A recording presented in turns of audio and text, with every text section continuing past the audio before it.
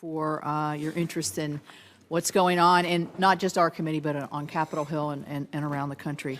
I'm excited to welcome all of you to the EPW committee hearing of the first one of the 119th Congress, and my first as the chairman. So I like this little sign here, I must admit. This is also the first hearing that I'm going to have as Senator Whitehouse as the ranking member.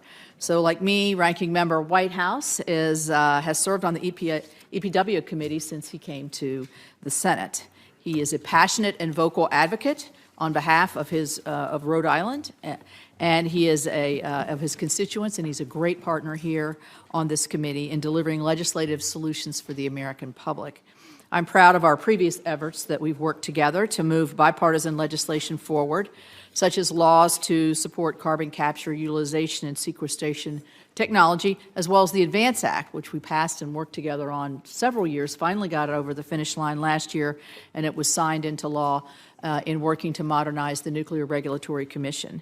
My partnership with Ranking Member Whitehouse on these issues reflect the broader tradition of this EPW committee. Quite honestly, we have some tough issues sometimes in here where we have strong disagreement, but we always want to find common ground.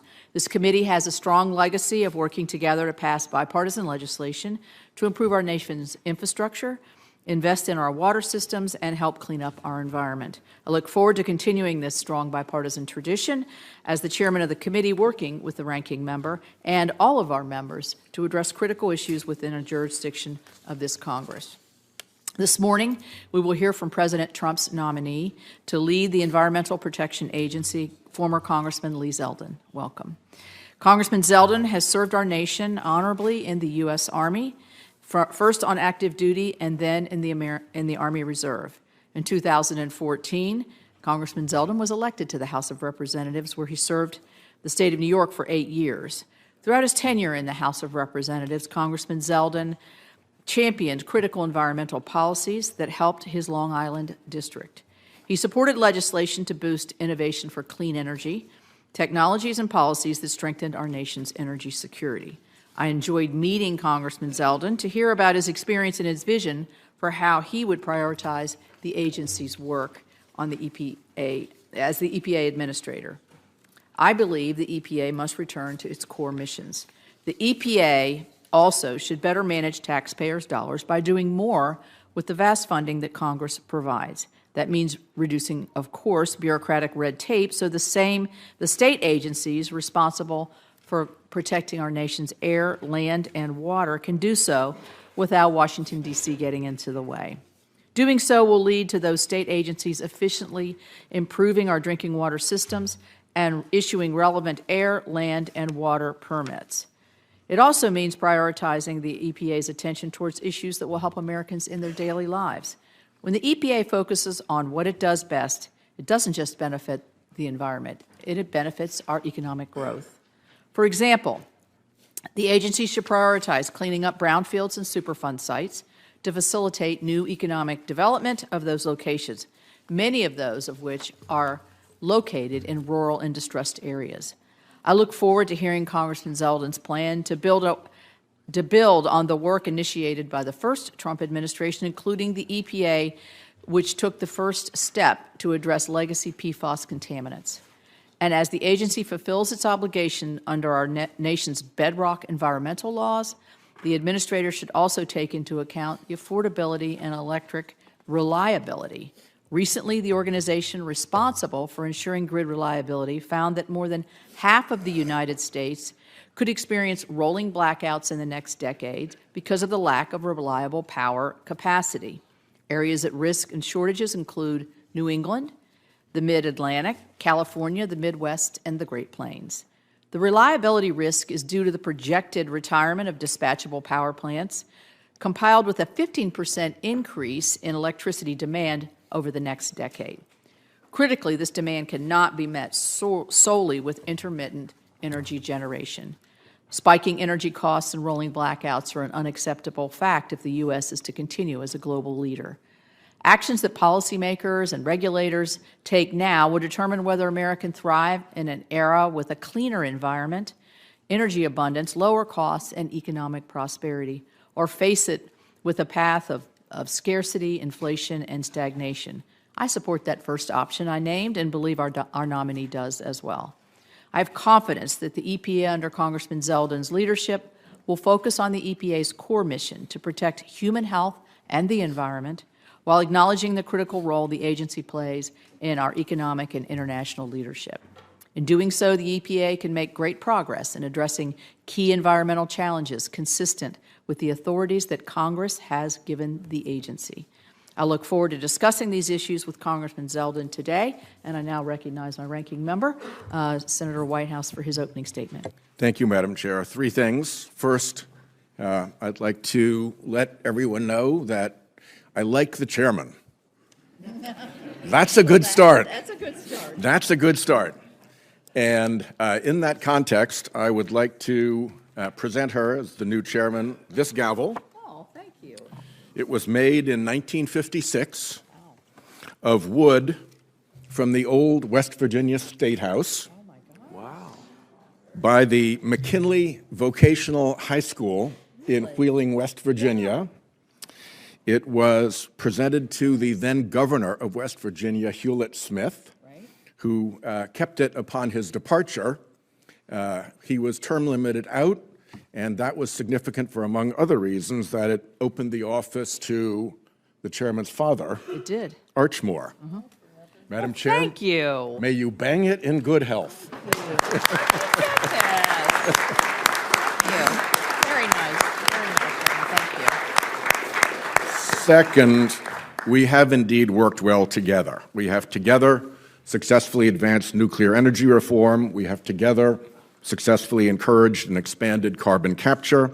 And the WRDA and highway bills present big bipartisan opportunities for more work together. I even hope together we can revive permitting reform. So there is plenty of good opportunity. And as I speak of bipartisan matters, let me also welcome Senator Curtis, our newly elected member of this committee on the Republican side. Last, I want to show everyone this map of my home state. The bright green parts are parts that are destined to flood permanently, underwater, lost to the sea in decades ahead. Congressman Zeldin will be familiar with this risk from his home Suffolk County. Fossil fuel pollution is the cause of that. It will change the map of my state, and it will do us crippling economic damage. As I see it, we've been through three eras on climate. First was the era of science, and scientists, our headlights, did their job, predicting accurately what was going to happen. NASA scientists, academic scientists, IPCC scientists, Exxon scientists, they did their job. Next came the era of politics, where it was our job to heed the warnings of science and head off those dangers. We failed, badly, and for the worst of all reasons. We succumbed to a massive, deliberate campaign of lies and corruption by the polluters themselves. That failure ushers in now an era of consequences. Consequences we should have headed off, but didn't. It's beginning in creeping, seeping inflation as goods become harder to grow, produce, and ship in upended weather patterns. It's upon us already in forward-looking industries like insurance. Good luck with property insurance in Florida and California. The worst danger is systemic economic crashes. One, widely warned of in economic literature, is the carbon bubble, bursting when the international oil cartel or the massive government subsidies cease propping up fossil fuel, and stranded assets lose all value, and the resulting shock cascades into the global economy. The other, upon us already, is climate risk, making property insurance unaffordable or unavailable, which in turn makes mortgages unavailable, which in turn crashes property values. Remember this map. Before all that land went underwater, it would become uninsurable. And that's still water flooding. Throw in big storms, and there's a whole coastal uninsurability crisis looming. The chief economist for Freddie Mac predicted a coastal property values crash cascading through the economy like the 2008 Great Recession. And that coastal danger is now matched by Western wildfire risk, like we're seeing right now in Los Angeles, launching the same insurance to mortgage to property values collapse. Let's be clear, we are in this perilous place because a campaign of lies and corruption and pollution delivered deliberately and at industrial scale by the fossil fuel industry was accomplished through an armada of paid front groups. And so we're clear, it's not just me, warning of significant economic harms ahead. I will circulate to all colleagues, lucky you, this compendium of the published warnings for you and all of your staffs to review. This threat is real. If a sharp-eyed cabin boy on the Titanic had happened that night to see the iceberg ahead, you'd expect him to do whatever he could to fight his way to the captain's table in the fancy dining room and warn of the impending disaster. So please understand that map of my state and the sense of urgency that I feel. I am confident that the chairman would equal me in energy and determination for any similar dangers to her mountain state. And so it is through this lens of urgency that I approach this nomination hearing. President Trump has called climate change a hoax. While running for president, he met with fossil fuel industry executives and told them they should give him $1 billion in exchange for his reversing the rules that protect our air and water and limit the pollution that is driving climate change. And indeed, fossil fuel companies and executives lavished millions and millions of dollars on the Trump campaign and affiliated organizations. These special interests now expect a return on their political investment. They expect a reversal of the already limited protections we have for our air and water. And make no mistake, not only would reversing these protections harm our air, water, public health, and climate, doing so would also cost Americans money, as they would be forced to spend more to fuel their cars, to buy their groceries, to heat and cool their homes and businesses. That's money that would go directly from every hardworking American's wallet into the accounts of billionaire fossil fuel barons and giant oil companies. The question then for Mr. Zeldin here before us as President Trump's nominee to run the Environmental Protection Agency is simple. Will he follow the science and the economics and protect our air, water, and climate? Or will he merely be a rubber stamp for looters and polluters who are setting the Trump agenda? I must say that his role at polluter-funded organizations such as the America First Policy Institute and America First Works, his long list of Trump-affiliated consulting clients, and his anti-climate op-eds paid for by dark money organizations do not give me confidence that he will be an honest broker if confirmed to lead EPA. I really want this to work. That is how high the stakes are. I am not here trying to score points. I'm here trying to steer us away from what I see as a calamity ahead. I will therefore be watching closely today to see if Congressman Zeldin is able to differentiate himself in any substantive ways from the polluter agenda and the economic crashes likely to ensue. Thank you, Madam Chair. Here is to a productive relationship in this important committee. Thank you, Senator. Thank you for the gavel. That has great meaning to me, so I very much appreciate it. I'm actually from the northern part of the state, so where it was made, so thank you. I'm now going to turn to Senator Barrasso, who is going to be introducing Congressman Zeldin. Thank you very much, Chairman Capito, Ranking Member, White House members of the committee. Thank you for allowing me to be here today to introduce Congressman Lee Zeldin, who has been nominated to be the administrator of the Environmental Protection Agency. The EPA is very important to Wyoming and to the nation. It's responsible for protecting our air, our water, and our communities. Americans deserve clean air and clean water. They also deserve clear rules and common sense from the government. Over the last 4 years, they've gotten neither. The EPA has pushed policies that kill jobs in Wyoming and raise the cost for families across the nation. It has also pursued rules that shut down power generation and threaten electric reliability. Americans should be able to take for granted that the lights will go on when they flip the switch. They should know that those making the rules understand that their livelihoods depend on a balanced and measured approach. Instead, the approach over the last 4 years has been based solely on radical environmentalism.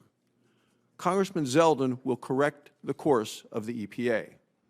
He's been highly motivated from a young age, graduated from law school at age 23. He has over 20 years of military experience and service, and he's still counting those, because Lieutenant Colonel Zeldin has a range of experience in the Army. He was a military intelligence officer, a prosecutor, and military magistrate. He's a veteran of Operation Iraqi Freedom, where he served in the Army's 82nd Airborne Division as a paratrooper, and just last weekend was on Army Reserve duty. His public service doesn't end there. In addition to his time in the U.S. Congress, he served in the New York State Senate. He knows firsthand how important it is for the federal government to be a partner to states rather than an out-of-touch regulator.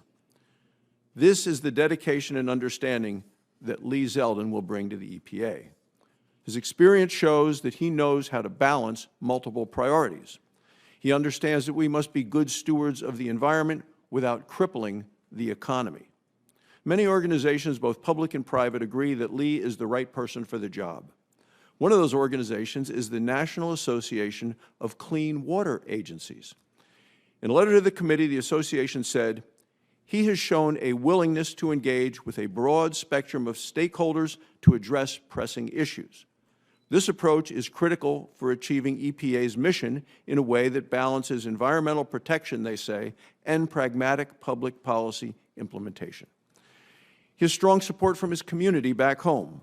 The Long Island Water Conference has said, quote, "We are offering our strong support for fellow Long Islander and New Yorker Lee Zeldin." They go on to say, "We believe that Mr. Zeldin's experience will provide a balanced approach to the regulatory process. This will ultimately," they say, "provide effective protection of public health and the environment."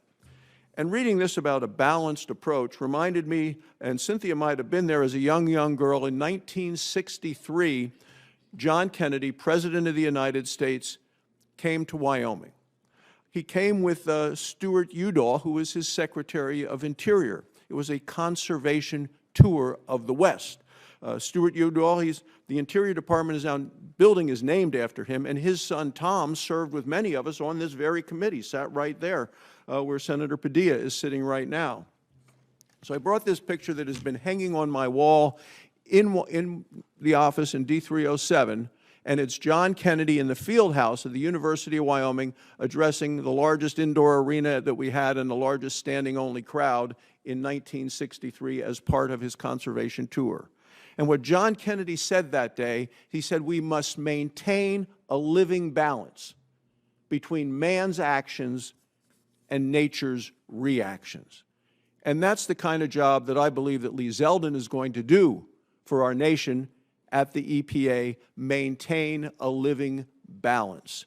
So I share this organization, the Long Island Water Conference, their confidence that Lee Zeldin will lead the EPA in a more balanced and even-handed direction.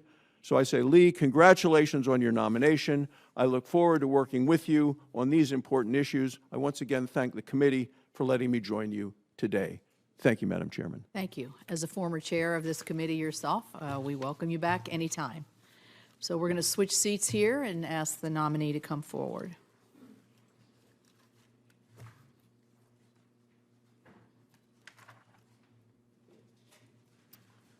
Yeah. Somebody needs to take this to get the sign.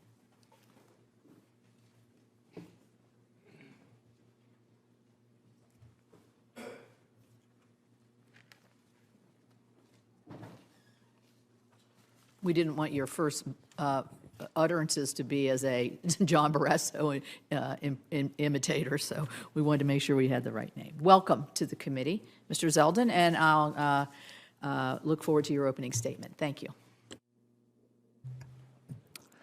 Thank you, Chairman Capito, Ranking Member Whitehouse, and all the distinguished members of this committee. It's been an honor to meet with all of you to learn more about your highest priorities. I look forward to working with all senators on this committee, on both sides of the aisle, to tackle the most pressing issues facing our country. I humbly sit before you nominated to serve as the 17th Administrator of the Environmental Protection Agency. The American people made their voices heard in November, giving President Trump a mandate to lead our nation to prosperity. I'm grateful that the President-elect is giving me the opportunity to lead the EPA at this critical time. Our mission is simple but essential: to protect human health and the environment. We must do everything in our power to harness the greatness of American innovation with the greatness of American conservation and environmental stewardship.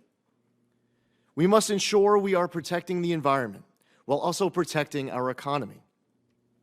Throughout my life, I've been privileged to hold such titles as congressman and state senator and lieutenant colonel, but none has meant more to me than husband, son, and father.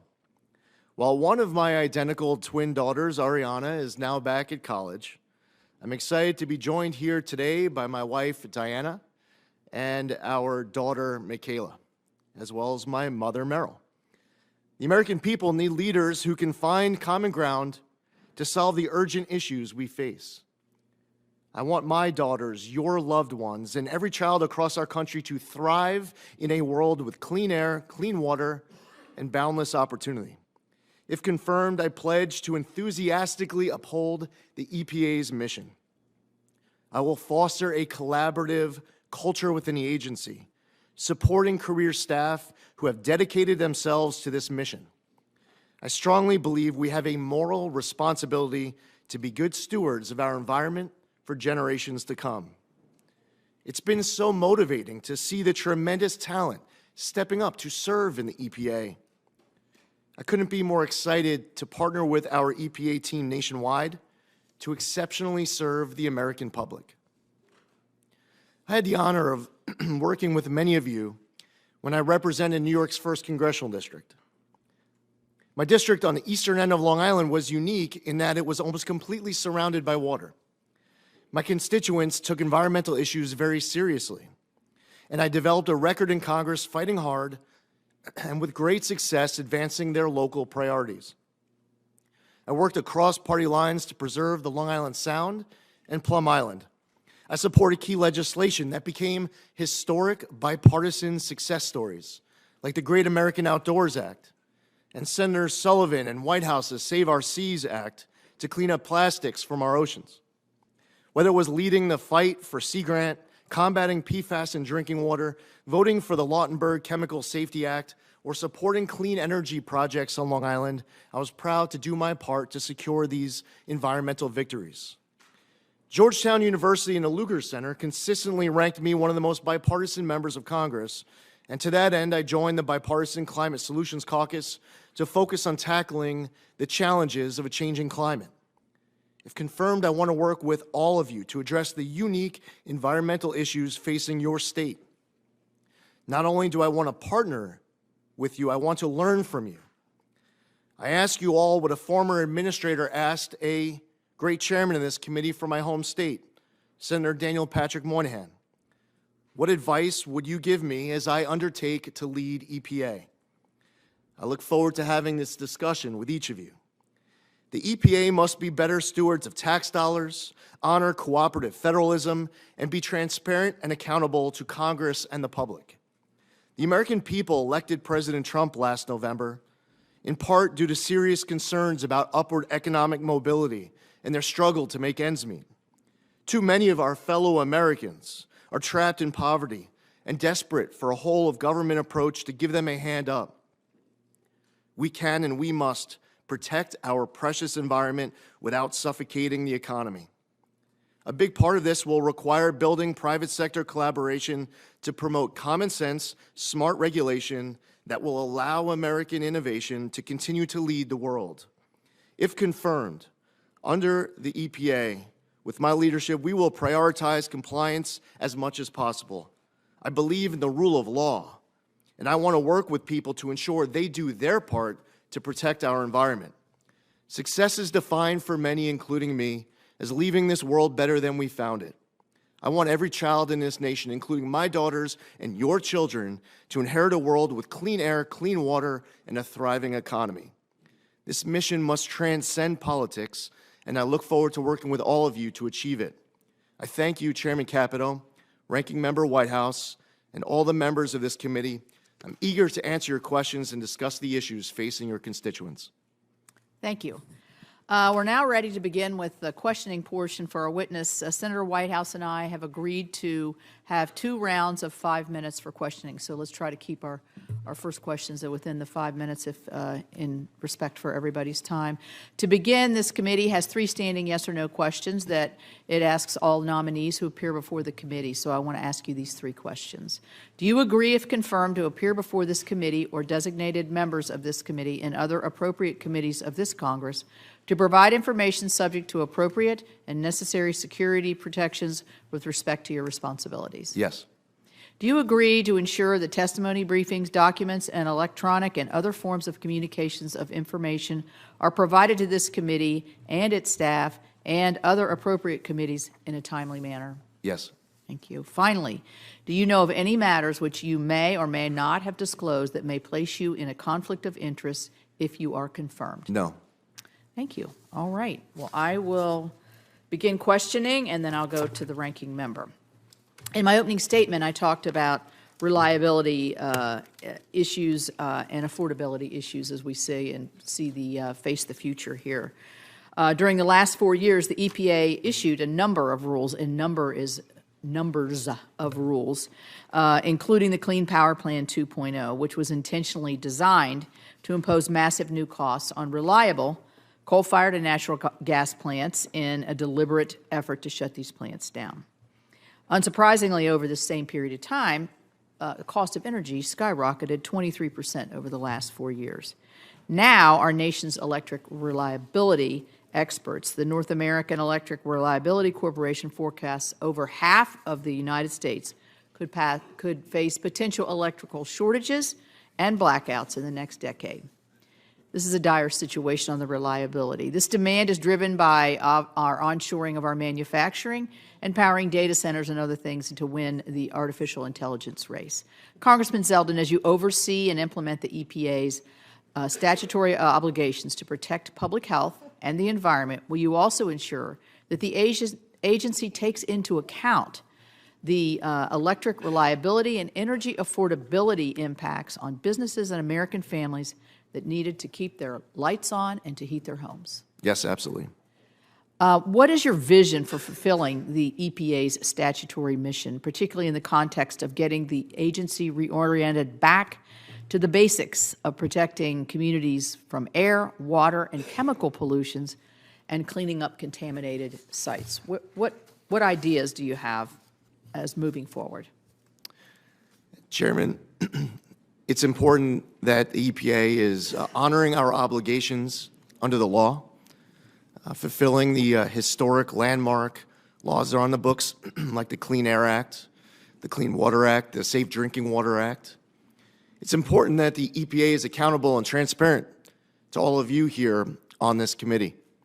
It's important that we are working closely in collaboration with career staff at the EPA and working closely with other agencies where there's overlapping jurisdiction to make sure that we are following our new obligations under the law as Congress enacts new laws moving forward, to make sure that we are abiding by the Administrative Procedures Act, that I, as administrator, I'm not prejudging outcomes, that I'm making sure that our actions are durable, that they are able to withstand scrutiny, and at the end of the day, I'm able to sit before you at further hearings and to be able to account for my actions as administrator and our actions as an agency. I look forward to working with all of you in order to make sure that Congress's intent is filled, that we also honor the Loper-Bright decision that was just issued by the Supreme Court to make sure that it is, in fact, Congress's intent that is being implemented, and it's not us as an agency filling in any gaps however we might see fit. It requires a close collaboration, not just internally within the agency, but with each and every one of you as well. Thank you. Thank you. And I should have welcomed your wife, Diana, and Michaela, and your mother, Meryl. And we miss Ariana, but I hope she's watching it from afar. I want to talk about PFAS. West Virginians have had firsthand experience with PFAS contamination and pollution. Everybody does, but we've had a little more, I think we had a little bit earlier, discovered earlier. And I want to continue, we tried last session to get some leading legislative efforts to try to protect essential service providers and American taxpayers from costly litigation and liability. It's a very complicated issue, as you know, but it speaks to one of the core missions of the EPA, which is safe drinking water and clean water. I understand that your New York district has actually experienced the negative effects of PFAS pollution. If confirmed, how do you plan to address the growing challenge of PFAS pollution through the EPA's existing authorities? Chairman, when I was in the House, I was a member of the PFAS task force, also voted for the PFAS Action Act. EPA has an important responsibility to make sure that our obligations are implemented correctly. That is something that through our enforcement and compliance, we have to ensure that we are moving the needle all across this entire country. There are cleanup projects, large and small, across America where many Americans have been waiting decades, generations for that leadership and that action. So working with all of you to deal with these issues in your home state is something that will be top priority of mine. Thank you. I'll turn it over to the ranking member. Thanks. Before I get to my questions, if you'd be kind enough to entertain a unanimous consent request to put certain documents into the record. Okay. I will not put this beast into the record, spare everybody that, but I will be circulating it to your offices. I would like to put into the record the cover article from the Economist magazine from this April, warning of the next housing disaster from that climate risk to insurance to mortgages, property values cascade. And we put a lot of work into this when I was chair of the Budget Committee, and I'd also like to put in the report summarizing the evidence we adduced in the Budget Committee on the same insurance crisis. Without objection.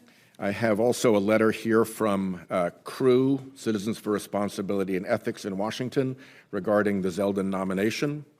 Without objection. And finally, I have a letter dated January 15, 2025, submitted by the Climate Action Campaign and signed by over 70 environmental organizations concerning the nomination.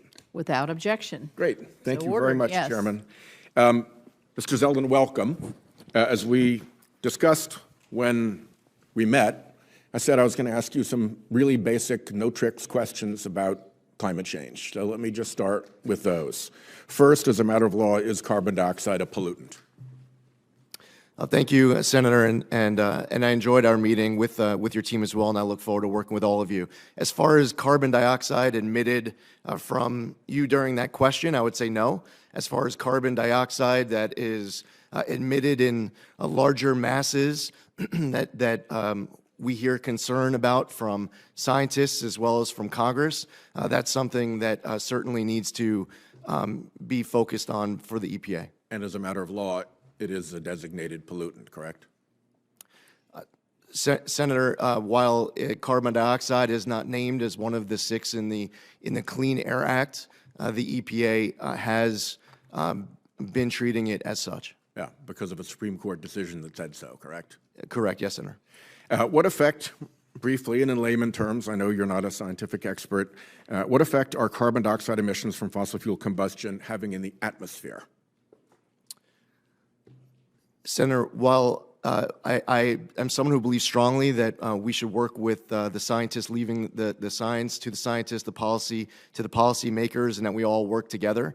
I don't sit before you as a scientist. Fortunately, at EPA, we do have many talented scientists who provide that research. They have that talent to be able to tell us exactly what the metrics are of their research. Just generally, and in layman's terms, what effects do these carbon dioxide emissions have when they enter the atmosphere? Trapping heat, Senator. And what effect, again, briefly and in layman's terms, does methane leakage from fossil fuel production and transport have in the atmosphere? Same. Heat trapping also. And what effect, I'm from the ocean state, so I've got to ask this one, what effect are carbon dioxide emissions from fossil fuel combustion having in the oceans? Well, the emissions of greenhouse gases trap heat, Senator. As far as your concern that you expressed at the onset of your testimony as you showed that map of Rhode Island And as you suggested, and as I mentioned, as I represent in the district on the east end of Long Island, rising sea levels are concerns where I'm from as well. And it's one of the reasons why the federal government, through the Army Corps, had to invest in a Army Corps of Engineer project with the revetment of Montauk Lighthouse, with fear that if we did not do that, that Montauk Lighthouse, and due to erosion, would be collapsing into the ocean. Is it correct that the trapped heat from carbon dioxide emissions and methane in the atmosphere is heating up the oceans? In fact, 90% of the heat goes into the oceans, and that is what is producing the sea level rise you just discussed. That is what the scientists tell me, Senator. Yep. And are the oceans also absorbing about 30% of the carbon dioxide itself, and therefore chemically turning more acid in measurable and clear ways? Senator, as far as any specific numbers, I have to defer to the research of the scientists. But generally that is happening. Yes, There sir. is a link between the fossil fuel emissions and the acidification of the oceans.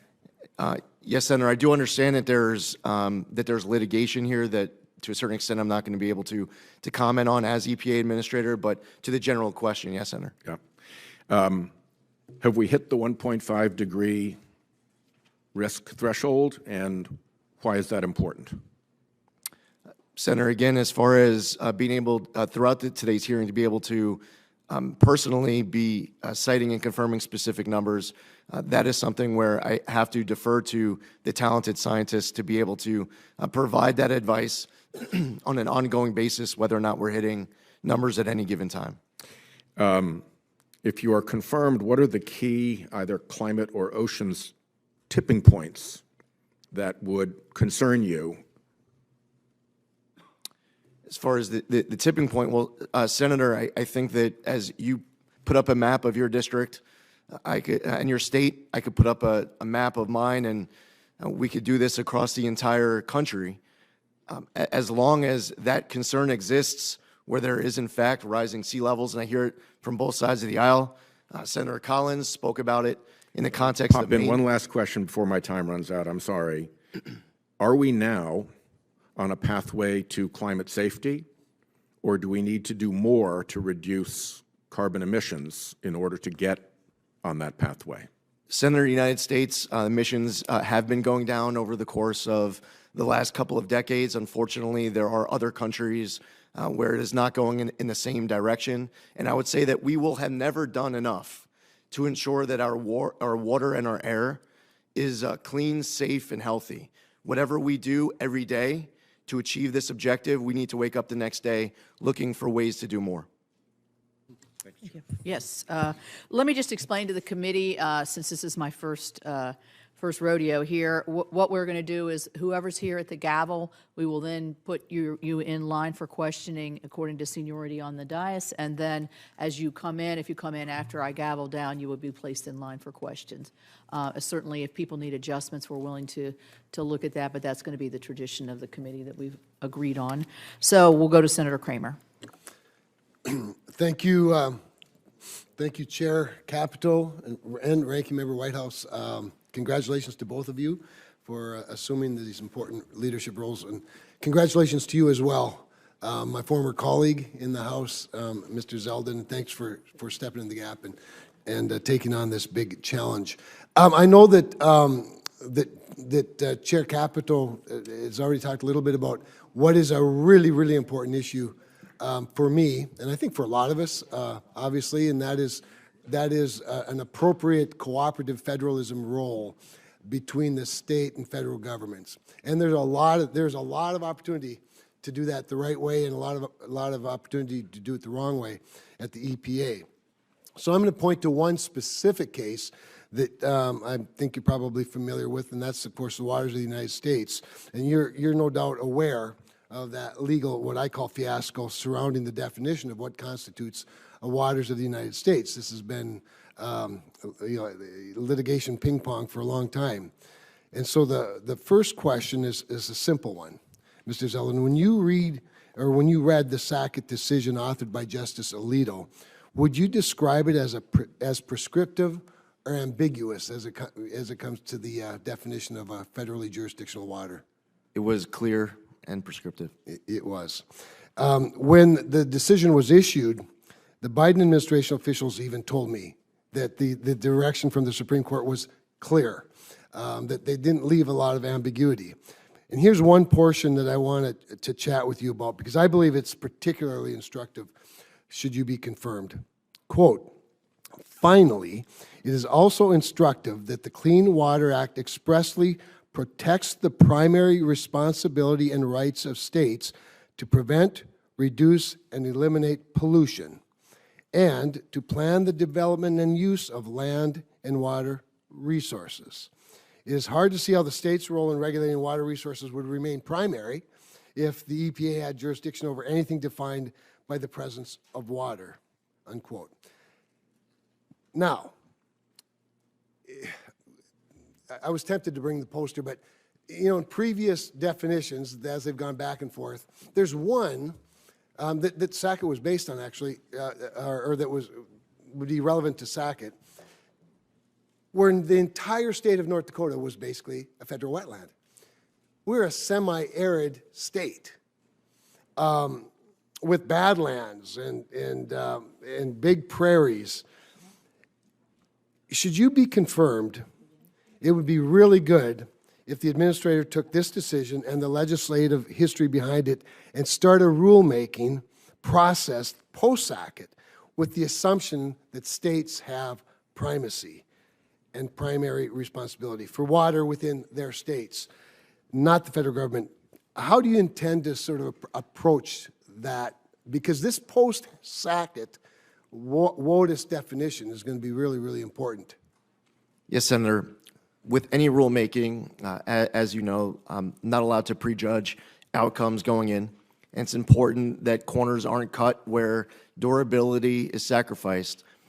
Laws are written by Congress, and there are cases that have come out from the Supreme Court that provide the EPA with clear guidance on how we must do our job under the law.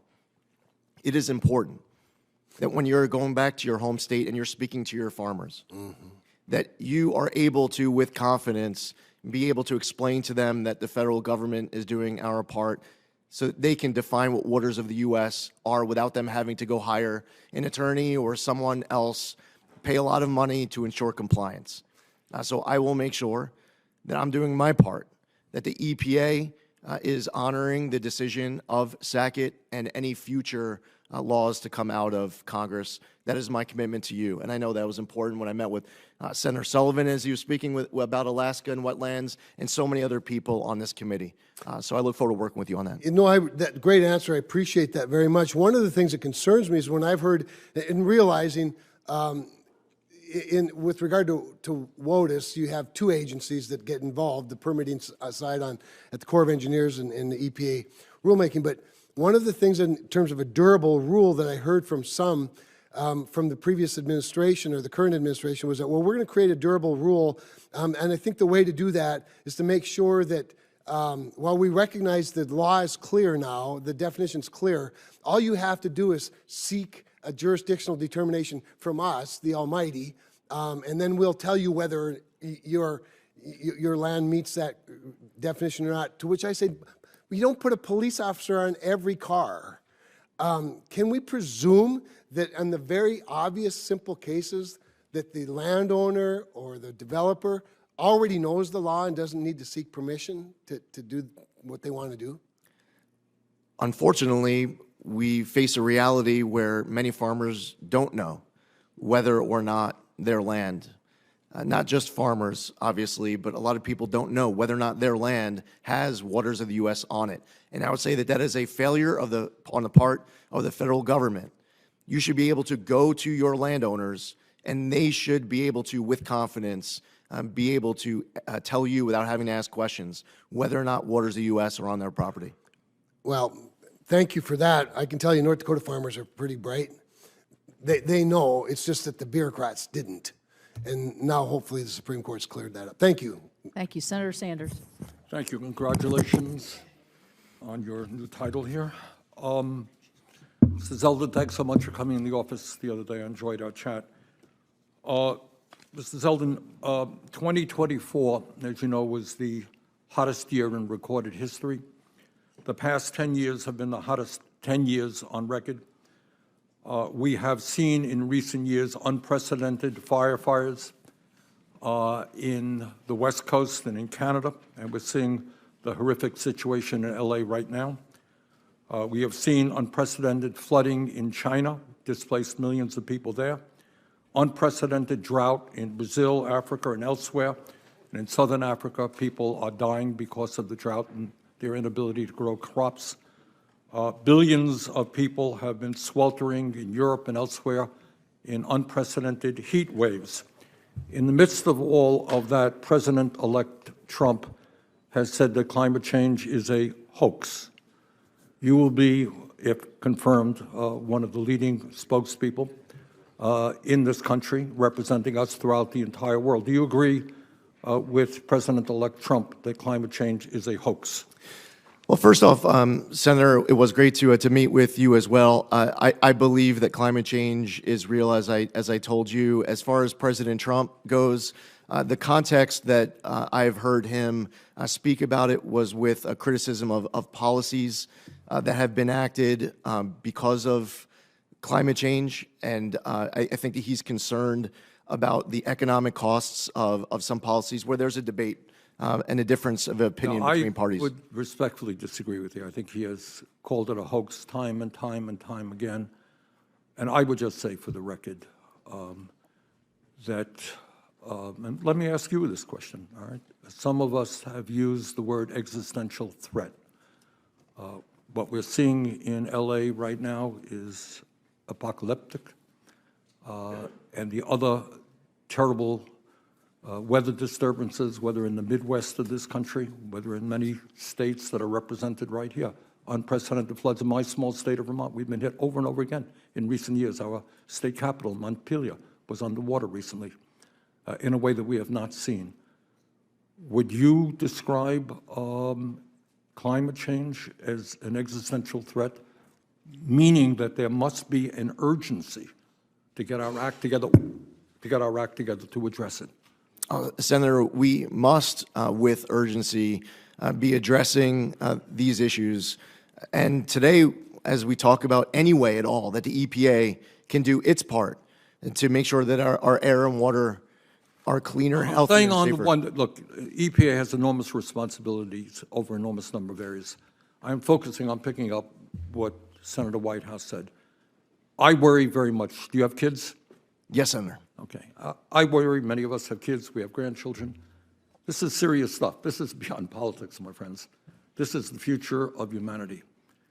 And if we do not get our act together, and that is not just the United States of America, this requires international cooperation. So let me ask you another difficult question. If tomorrow, magically, the United States Congress did all of the right things, that would not be enough. Climate change is a global crisis. It requires the cooperation of China, Russia, Europe, Latin America, et cetera. Are you prepared to represent the United States aggressively with some of your colleagues in reaching out to countries all over the world to cut carbon emissions? Senator, it's very important for I, as administrator of EPA, whether traveling to the G7 or the G20 or elsewhere, to be reaching out to these other countries to make sure that there is a pressure on other nations to do their part as well. And it is my job to stay up at night, to lose sleep at night, to make sure that we are making our air and our water cleaner. All right. I know it's fashionable to be beating up on China. It's good politics. They are now the major carbon polluter in the world. We have historically had that role. We're now number 2. We're not going to solve this crisis without working with China. Are you and hopefully your colleagues, if you are confirmed, prepared to work with China to try to lower carbon emissions? Senator, on many different issues, it is important not just to be working with nations that we are the strongest aligned with, but to also be in communication with and engaged in dialogue with countries that might be considered competitors and also our greatest adversaries. And right now, China is an adversary in many respects. Okay. I, as part of the IRA, had a provision in there for, I believe, $7 billion to lower electric bills for working-class people all over this country by helping them install solar panels on their roof. We did it, my wife and I did it in our house. Our electric bill went down by 80%. Problem is many working-class, lower-income people can't afford the initial cost to install the solar panels. That's what this bill does. Can I have your word right now that you will work with me to make sure that that Solar for All program is rapidly and effectively implemented all over the country? Senator, it is my obligation on this and every other law enacted by Congress that I will follow my obligations under the law. And when it comes to spending money, it is important that I have the ability to sit before you and account for every dollar that's being spent by the EPA. So I know that this is an important priority of you, and solar power. Sorry. That's okay. Almost saved by the bell. That was the fossil fuel industry. I look forward to working with you on the Senator. Thank you, Madam Chair. Thank you very much. Thank you. Senator Curtis. Thank you. And before I begin, just a big thanks to all my colleagues on the committee, Madam Chair, Mr. Ranking Member, and all my colleagues. Really look forward to working with you on this committee, and I'm very excited to be part of this. Mr. Zeldin, I'm from Utah. In Utah, we're pretty proud of our beauty, of our natural resources. It really would be hard to find a more spectacular place in the United States. Everything from 5 national parks, arches and monuments and ski resorts. And I think because of that, Utahns have this inherent desire to take care of it, to leave it better than we found it, to make sure that we're not polluting. I can find total agreement in Utah that less pollution is better than more pollution, less emissions is better than more emissions, and that we want to leave the earth better than we found it. And you and I had the benefit of working together in the House. And I just want to use this opportunity to thank you for your support of my work in talking about climate, talking about some of these issues that are being addressed this morning. And I just, for all my colleagues who didn't see us work together in the House, I just want to emphasize how helpful you were getting Republicans talking about climate and dealing with some of these serious issues. I don't know if you want to comment on that or have any thoughts on that. Well, Senator, congratulations. I'm looking forward to serving with you in this new capacity, and I enjoyed our work together. I would say that there's a lot that should unite Republicans and Democrats, conservatives and liberals as it relates to the environment. I represented a district where people who are conservative Republicans would be able to unite with people who identify as more liberal Democrats to focus on making our environment better. That type of work together, that common ground, is what the American public are desperate for. They are looking for us to be able to find pragmatic, common sense solutions to be able to represent their interests here in D.C. Yeah, and I'll just double down. My experience is you're the right person to do that, and I appreciate your efforts.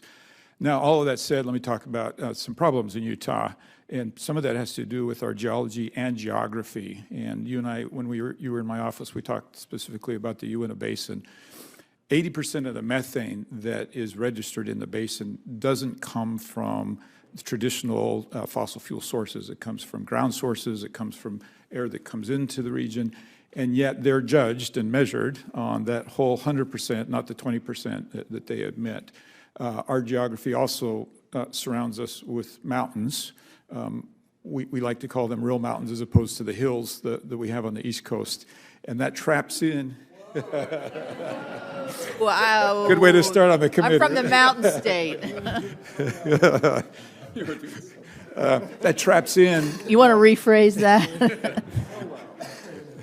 That traps in all the emissions, and they're caught in that area. And so part of our discussion in my office, and I'd like to talk about today, is asking from your agency an acknowledgement that despite sometimes our best efforts, and I will tell you in Utah, government, education, business leaders, civic leaders have all come together to try to lower these emissions and meet these standards, but because of these, sometimes we can't. I'd love to work with your administration to figure out how we fairly measure that. Could you comment on that? Yes, Senator. I look forward to being able to work with you and every senator on this committee. I want to make sure that our teams are working together. I sat on the other side of many of these hearings. And one of my greatest frustrations as a member of the House of Representatives was to send a letter, send a follow-up letter, send another letter, and then you're at a hearing following up on your third letter, and the person who's testifying before you is acting as if they haven't received your first, second, or third. That collaboration is very important so that when I'm sitting here before you, that I am able to be accountable to all of you. And that when you need something from the EPA and you're asking a question, that we're able to provide prompt answers. Part of this, too, is a relationship and understanding every important local priority of each of you in your home states. I want to be able to travel to your states, to be able to see firsthand on the ground whatever are your top priorities. And I know, Senator, you have many top priorities in Utah. I look forward to visiting Utah and being able to see for myself and bringing the team. Thank you. Would love to have you there. And giving your regional administrator some flexibility, also, for instance, flexibility in things like technology, being agnostic to the technology and being more focused on the end result, I think would help us get some better results. Finally, in the last few seconds, your predecessor in the House had to deal with me every time that he would come before us talking about his low approval rate on getting chemicals approved. They are 0% of statutory requirement getting these chemicals approved. And I would joke with him, like, you could actually, that's statistically impossible. You could stumble on some approvals, right, accidentally. So I just want to warn you that I'm going to be as tough on you as I was on him, and that this is important. A lot of these chemicals can replace some of these PFAS chemicals, and if we can't get them approved, it just makes the difficulty of getting these off the market near impossible. So look forward to working with you on that, and look forward to seeing you in the mountains of Utah. I yield my time. Your seat has been relocated over there by Senator Moran. Senator Merkley. Thank you, and I'm completely down with Senator Curtis's description. My daughter and I went by U-Haul across the country, starting on the East Coast, and we went through those East Coast hills, and by the morning of the third day, she woke up and saw the mountains. We were in the middle of the Rockies, and her eyes got wide, and she said, "Now I understand, Dad, why you say the only real mountains are in the West." So let's just say it's a bipartisan fact, agreed to right here. Mr. Zeldin, you have made an emphasis on the science being the foundation. And one of the concerns that I have is regard to the role of paid influencers. And you have reported that you have been paid to do various op-eds. Would you provide to the committee a list of all of the payments you've received and who is paying you, and a copy of the op-eds you prepared so that we have a complete understanding of your background in that area? Yes, Senator, and I also have provided that as part of my financial disclosure, and both ethics at EPA and the Office of Government Ethics has reviewed all of those submissions in providing that clearance letter to the committee. Yes, that we do have your financials. They do not give the details on the text of which op-eds, and sometimes it's obscured. For example, the $50,000 to $100,000 that you were paid for op-eds, but it also says speaking fees, use of media studio, and so forth. So if you could tie the actual payments for the op-eds to the op-eds you wrote, so it's just so we have a clear and transparent understanding of that piece, because we want to have our folks serve the public interest and have that foundations of science you're speaking to, but I think the citizens deserve to understand as we wrestle with this moment, that background. And also the background, you've rented out your media studio multiple times. Was that for doing interviews? Did you do interviews in your media studio and then you asked to be paid for using your own media studio for interviews? So twofold. First off, the first point, I have provided a breakdown of every individual op-ed as well as the publication and the date of the publication. Any further, if you need us to print up what was referenced, we're happy to do that. And as far as the media studio, I owned a media studio. So networks could rent, can use that studio for ATV Hit. Thank you. Appreciate that, those details, and we'll take a look at that list. You've also, over the course of your career, received a lot of campaign funding from the oil and gas industry. I think it's estimated at $270,000. Can you assure citizens that the campaign support you received from oil and gas industry will not influence your service to the public of the United States? Yes, Senator, there's no donation that anyone has ever provided me at any point of any amount that is going to influence any decision that I make in this position or beyond. Second, I want to emphasize the point that my colleagues have made about climate change. We are seeing a massive loss of insurance policies on the West Coast and in Florida. In Florida, 16 companies have gone bankrupt. Another 16 have stopped issuing policies. State Farm has withdrawn a massive number of policies from California. We had 6 towns burned to the ground in my home state of Oregon, less well publicized across the country. It is really a challenge. Huge number of folks in California are having to go to a state program they created, same in Florida, because no insurance would insure properties. The problem with those is there's no great solution. They're extremely expensive and difficult and have very limited coverage. All right, so I want to continue on plastics. I've been very concerned about plastics. We have more and more articles. This article I'll submit for the record. Thank you. The Washington Post has just found out about the threat between microplastics and cancer, and it goes on to talk about colon cancer, the imbalance of antioxidants, lung cancer. We've had a whole series of articles about heart disease. We have this article, Bioaccumulation of Microplastics in Human Brains, out of New Mexico. It's out for peer review right now, but we're learning more and more. We now have plastics in breast milk, plastics in every organ of the body, and plastics in our brain. In fact, it turns out, according to this study, if this turns out to be accurate, the highest accumulation of plastics is in our brains. We also have a record of microplastics and nanoplastics affecting human fertility. And plastic is, by its chemical structure, an endocrine disruptor. Are you familiar? Have you steeped yourself in the science and problems associated with plastics in the human body? Yes, Senator, and I enjoyed being able to meet with you and your team in your office, where clearly this is an issue of great interest and passion of yours. I would look forward to an opportunity to be able to read what you're referencing specifically, just so that I can become intimately familiar with any detail that you're citing that I have not read before. I was hoping that's what you're going to do after our meeting in our office. You're going to go out and say, I got to read all these articles. Senator, and I would look forward to continuing to read even further. There is an effort by the chemical industry to say, don't worry, we'll just melt everything down in big pots to keep plastics out of the waste stream. They call it chemical recycling. It's basically thermal melting. But it has proved to only be usable in very limited, basically manufacturing waste as opposed to post-consumer plastics. But they're trying to sell it as the absolute cure. Don't worry, we can go from 8% recycling in America to a high percent. Are you familiar with the very limited role, but the chemical industry is trying to say, don't worry, be happy on plastics? I'm aware, yes, sir. Do you understand, and have you made yourself knowledgeable of the inaccuracies that are being publicized about this thermal strategy? Senator, I am researching and reading all that's being provided on all sides of this issue. Going back to my time in the House, I advocated to clean up our waterways around my district, and as I cited in my opening, the bipartisan work between Senator Whitehouse and Senator Sullivan on Save Our Seas and Save Our Seas 2.0 should be a model to be followed of bipartisanship to go even further. Yeah.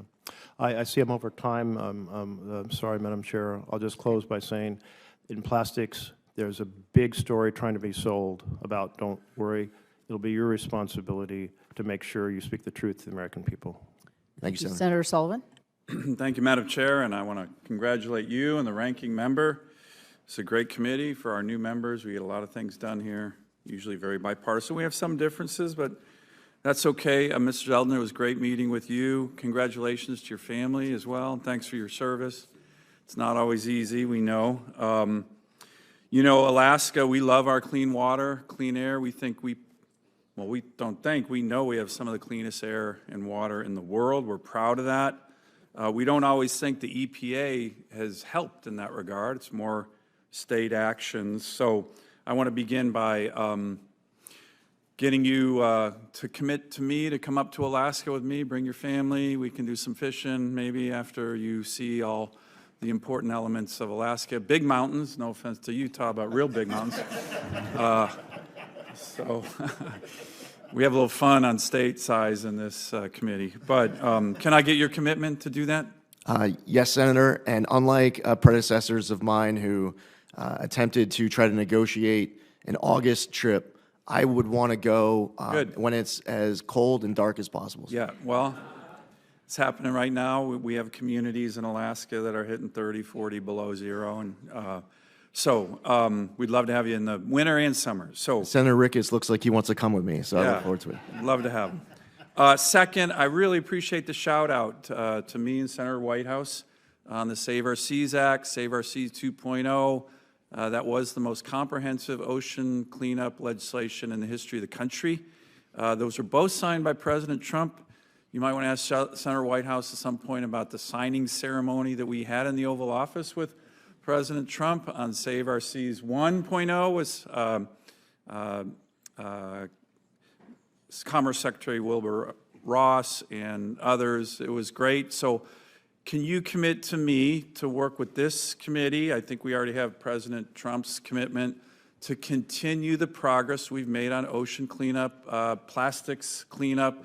It's good bipartisan work. The Trump administration and the president himself is very committed, and so are we. And we're already working on 3.0. We got to focus on the implementation of SOS 2.0, though.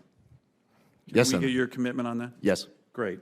Well, look, I want to go back to Senator Kramer's issue of, in your opening statement about honoring cooperative federalism. And as you know, our Clean Air Act, our Clean Water Act laws from Congress contemplate a scheme of cooperative federalism that provides an active, in some case, primary role for states on these laws. Will you commit to doing to that? Because it's a really important issue for my state. Yes, Senator. So one of the areas where we haven't seen cooperative federalism at all is the way in which the EPA in my state has a history of enforcing the laws. And no offense to my Democratic colleagues, this is always with Democrat administrations. The Obama administration did what they do is they come in with giant, heavy armed agents, body armor, helicopters, like it's shocking. We had a raid on some placer miners in a place called Chicken, Alaska, under President Obama. Over 30 armed agents, body armors, to do what? Do compliance on the Clean Water Act. They didn't find one violation. They scared the hell out of the miners, okay? Then, not to be outdone, the Biden administration has done these raids on small mechanic shops in Alaska. They bring up EPA agents from all over the country, 30 armed agents kicking in doors in mechanic shops in Alaska. By the way, my state believes in the Second Amendment. Most of my state is armed. This is very dangerous because some of these agents could get shot when they're coming in. So what's happened is you don't have cooperative federalism. You have rogue EPA agents who are going to enforcement before they talk about compliance. On any of these issues, they could have gone to these mechanic shops. They could have gone to the miners saying, hey, we think you may be violating the Clean Water Act. Can you work with us? No. These guys come. They had 40 agents, all of them armed, raiding these mechanic shops. It is just an outrage. Can I get your commitment to focus on compliance rather than jumping to armed enforcement? And secondly, look, I believe in an armed citizenry. I believe in the Second Amendment. I don't believe in an armed bureaucracy. The EPA is a SWAT team. Do you believe the EPA should even have armed agents? When they go into places, they can just have the local police or local state troopers. You got these guys out of control in Alaska, and it is dangerous. And the current EPA administrator, I sent him letters on this. He didn't answer me. Someone's going to get hurt. Can I get your commitment to focus on compliance, civil compliance, as opposed to kicking in doors with body armor, assault rifles, helicopters? It's crazy, and it's really outrageous, and It happens under Democrats, not President Trump, Democrats. Senator, it is outrageous, the story that you told and Senator Murkowski shared with me as well with regards to Chicken, Alaska. It led me, as somebody who's going through this transition, to be asking questions as to how did that even get authorized, who signs off on it, what is the standards that need to be met in order to even say yes to an operation like that? With 30 agents from EPA agents from all over America came up to raid a mechanic shop, a small business that I think there was 8 guys who owned it. They were National Guard guys, great Alaskans. Can I get your commitment on that and to work with me? And do you think the EPA should be armed? I don't. Senator, if something requires an enforcement action on a prosecutorial front, that is working with the Department of Justice. Congress has enacted laws where enforcement is part of the effort. On the compliance front, there are people and entities owning property where there is mitigation that needs to happen and where they want to work with the government to mitigate that situation on their property. We should be working with them to make that happen. Great. All right, Thank thanks. you. Senator Kelly, thank you. Thank you, Madam Chair. Mr. Zeldin, congratulations on your nomination, and thanks for coming by my office a couple weeks ago. As we discussed, Arizona has some unique challenges that we need some help from EPA leadership on, and we need to work with you as a collaborative partner to help us address some specific air quality and water quality challenges that we're facing, and to do this in a way that does not disrupt our state's growth. We're a rapidly growing state. So let's start with air quality. As we discussed, Maricopa County, which is Phoenix, half the population of the state, is in non-attainment under the Clean Air Act for ground-level ozone pollution. Now, under the Clean Air Act, the way the law assumes air quality can be improved is by reducing emissions from stationary sources of emissions, like big manufacturing. Might make sense in some parts of the country, certainly in more industrialized areas, you know, the Rust Belt, the East Coast, but it doesn't make sense in Phoenix. And the reason is we're a really young state, and we don't have a history of this heavy manufacturing. And manufacturing, by the way, is not the source of our air quality challenges in Maricopa County. EPA's own modeling shows that 80% of the ozone-forming pollutants in the Phoenix area come from either natural sources like wildfires or sources outside of the region, like California and Mexico. Now, this means that the typical EPA playbook for how to improve air quality and protect public health is not going to work in Phoenix. It's just not. So we need partnership and collaboration with the EPA headquarters and EPA Region 9 to address these challenges. And we've been working closely with state and local officials and our business community on this. And there are specific actions where we're asking for EPA partnership on. So I'd like to ask for your commitment to working with us on these issues. I'm going to go through them. There's like 4 of them.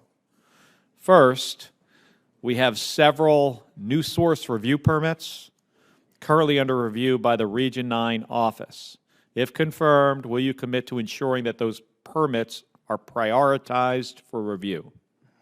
Senator, your priorities will be mine. We'll make sure that we follow the law, but making sure that this is top of the list. Thank you. And second, Maricopa County has submitted 2 local rules, which are called Rule 204 and 205. We spoke about those in my office, that would provide alternative pathways for generating offsets for new permits for new manufacturing facilities. So remember what I said, we don't have the heavy manufacturing that's shut down that would generate a permit. So these rules have some other ways to do that. So both rules are still pending final approval, although I understand that Region 9 and Maricopa County have been meeting weekly on this to resolve some outstanding issues. But Mr. Zeldin, will you commit to ensuring this coordination between EPA and the county can continue with the goal of having both rules approved as soon as possible? Senator, while I can't prejudge outcome as far as approval goes on anything, you absolutely have my commitment to be able to work with you, those local partners, to come to Arizona. You also mentioned the Yuma example as well. And as you pointed out, you come from a state where, in a place like Maricopa, you don't have a lot of these sites shutting down. You have more coming in, which is a good problem to have in one way, but you definitely need that partnership with EPA. Yeah, it's challenging in the other way. Right. And that's what we've got to figure out. Third, as I noted, we're still trying to understand the long-term reasons our air quality is getting worse and how to resolve that challenge. Will you commit to help Maricopa County develop some better models to understand why our air quality is getting worse in Maricopa County and help us find some solutions to address this long-term? Yes, Senator. And fourth, in that same vein, we know that emissions from Mexico are a serious contributor to our air quality challenges throughout Arizona. Will you commit to having the EPA Region 9 and the EPA Office of Transportation and Air Quality work with our local officials to ensure that our attainment plans account for cross-border pollution? Yes, Senator. I also heard this concern from both Senator Schiff and Senator Padilla as it relates to Tijuana and the southern border of California. This is clearly an issue across states. I look forward to working with you on this issue. And then finally, will you also commit to working to find solutions to ensure regions throughout the western United States aren't penalized for emissions created by wildfire smoke? Yes, Senator. Thank you. Thank you, Senator Ricketts. Thank you, Chairman Capito, and congratulations again to Chairman Capito and Ranking Member Whitehouse on your new roles.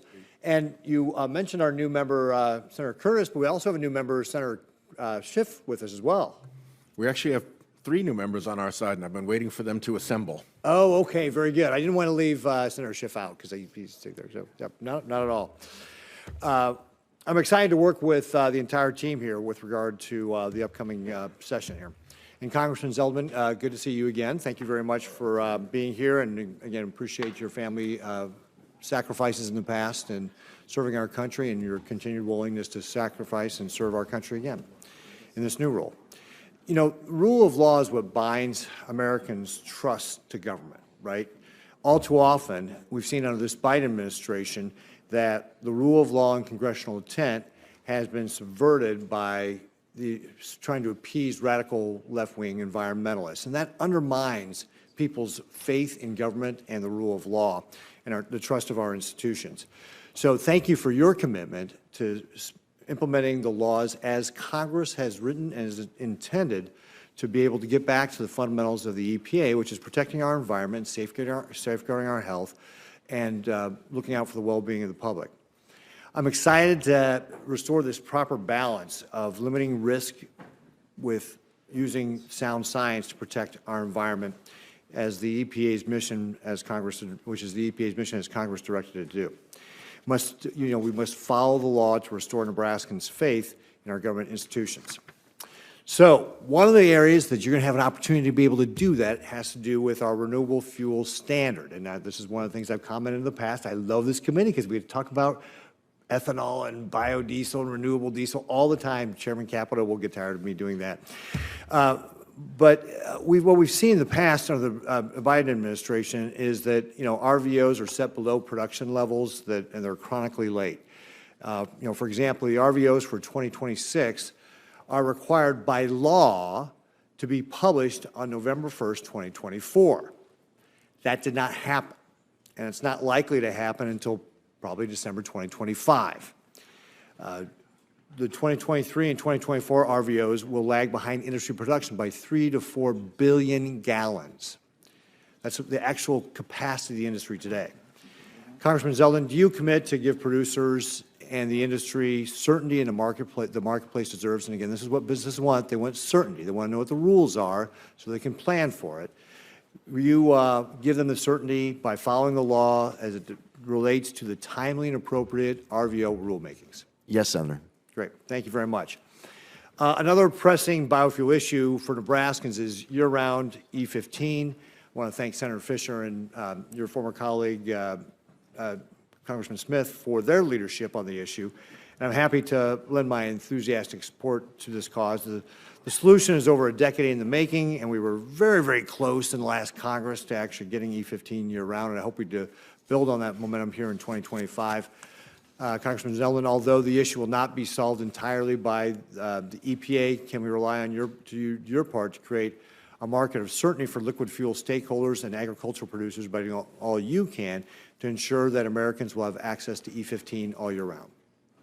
Senator, while I can't prejudge outcome of processes to follow across the board, I know how important this issue is to you, and I know how important this is to President Trump. The president has expressed this time and again with regards to you. You've heard it from Senator Ernst. I've heard it from Senator Grassley, Senator Thune, Senator Fisher, and others, Senator Hawley. So I understand how much of a priority this is for you. As far as establishing certainty, hopefully this is something that Congress is able to resolve to the extent that you're relying on the EPA to establish that certainty. I look forward to being able to do my part, and I want to continue to work with you to achieve the outcomes that we had discussed. Great, thanks. And you know, one of the things that, and we'll get into it in the second round of the questioning as well, but I think it's really, really important that we get away from what the Biden administration was doing with regard to trying to tip the scales toward their solution.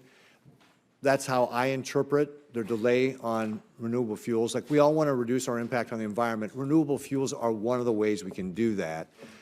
They wanted to push their solution with electric vehicles.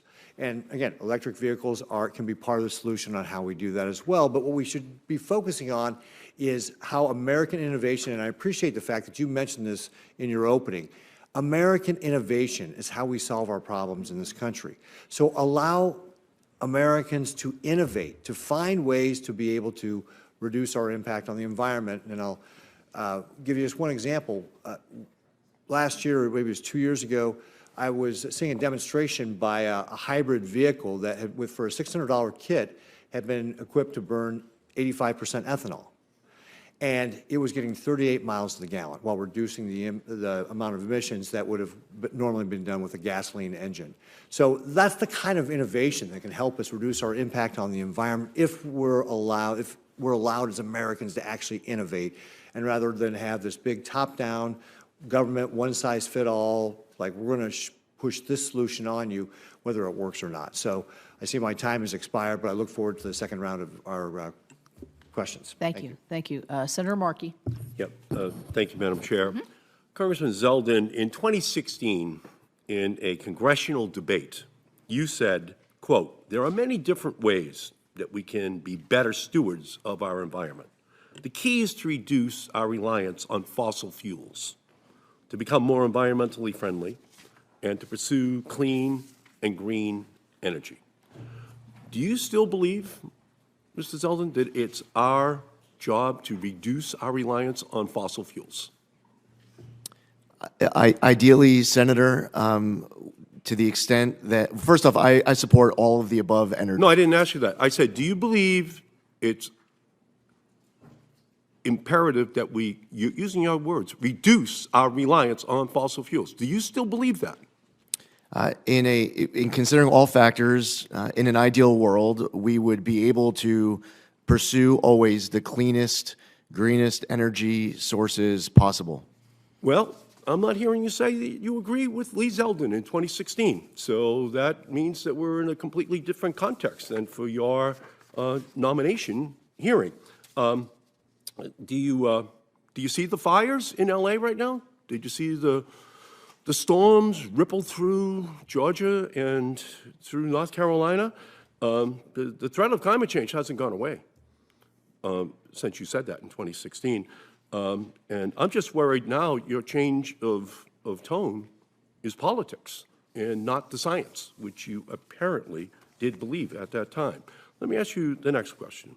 Do you also accept that under the Supreme Court's ruling in 2007 in Massachusetts versus EPA, and in 3 subsequent cases, that the EPA is obligated to regulate greenhouse gases as air pollutants from motor vehicles, power plants, and other industrial sources as, quote, the Supreme Court said in their decision, may reasonably be anticipated to endanger public health or welfare. Do you accept that as a mandate, Mr. Zeldin? Authorized. Yes, Senator. You do? Authorized to, Senator. Authorized to. You don't actually then accept the requirement that you have to deal with the endangerment that fossil fuels actually poses to LA or North Carolina or Florida or the Gulf Coast almost on a yearly basis. You don't accept that. Senator, I just want to be accurate. And in citing Massachusetts versus EPA, the decision does not require the EPA. It says authorizes the you're EPA. obligated. You're obligated to regulate. If you find there's an endangerment, you're obligated. Do you feel it's an obligation? Yeah, but it doesn't say that you are obligated to, and that's it. There are steps that the EPA would have to take in order for an obligation to be created. I'm just going off the actual text. Right. Of Well, the Supreme again, Court legislation. Do you think we're in danger in LA? Do you think the people in North Carolina and the Gulf Coast were in danger? Are they in danger? Absolutely. For people who are having their All right. homes burned down. Then you have an obligation to deal with that and to do something. Senator, I'm not hearing your job at you see your job at the EPA as doing something about it. You know, we're watching firefighters run towards the flames in Los Senator, Angeles, and the EPA is responsible to keep the fiery embers of climate change under control. Power plants, cars, industry.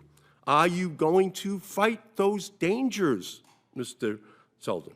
Are you going, as you said in 2016, or are you going to fan the flames of destruction Senator, on the demand of the fossil fuel industry, which you now refuse to actually hold responsible for the rapidly warming country that we're living in? Senator, there's a few things there.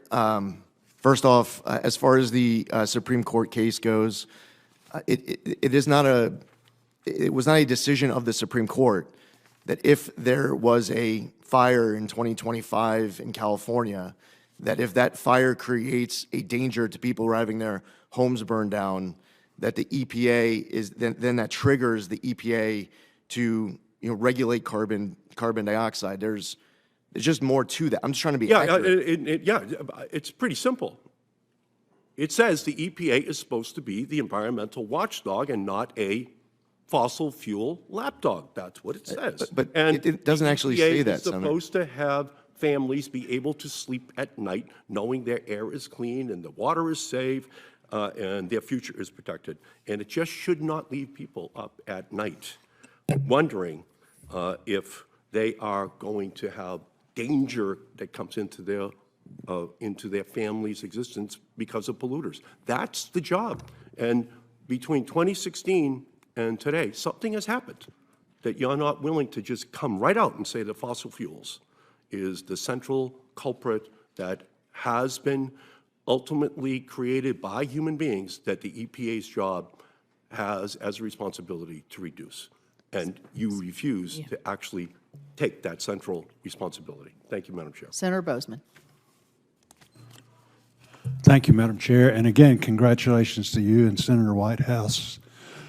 You all are going to be a great team as usual and a great example, I think, for the rest of Congress. Look forward to working with you. We appreciate you being here, appreciate your willingness to serve. We had a great meeting, and I want to compliment you on the fact that you have made yourself available. I know you've worked on that really hard.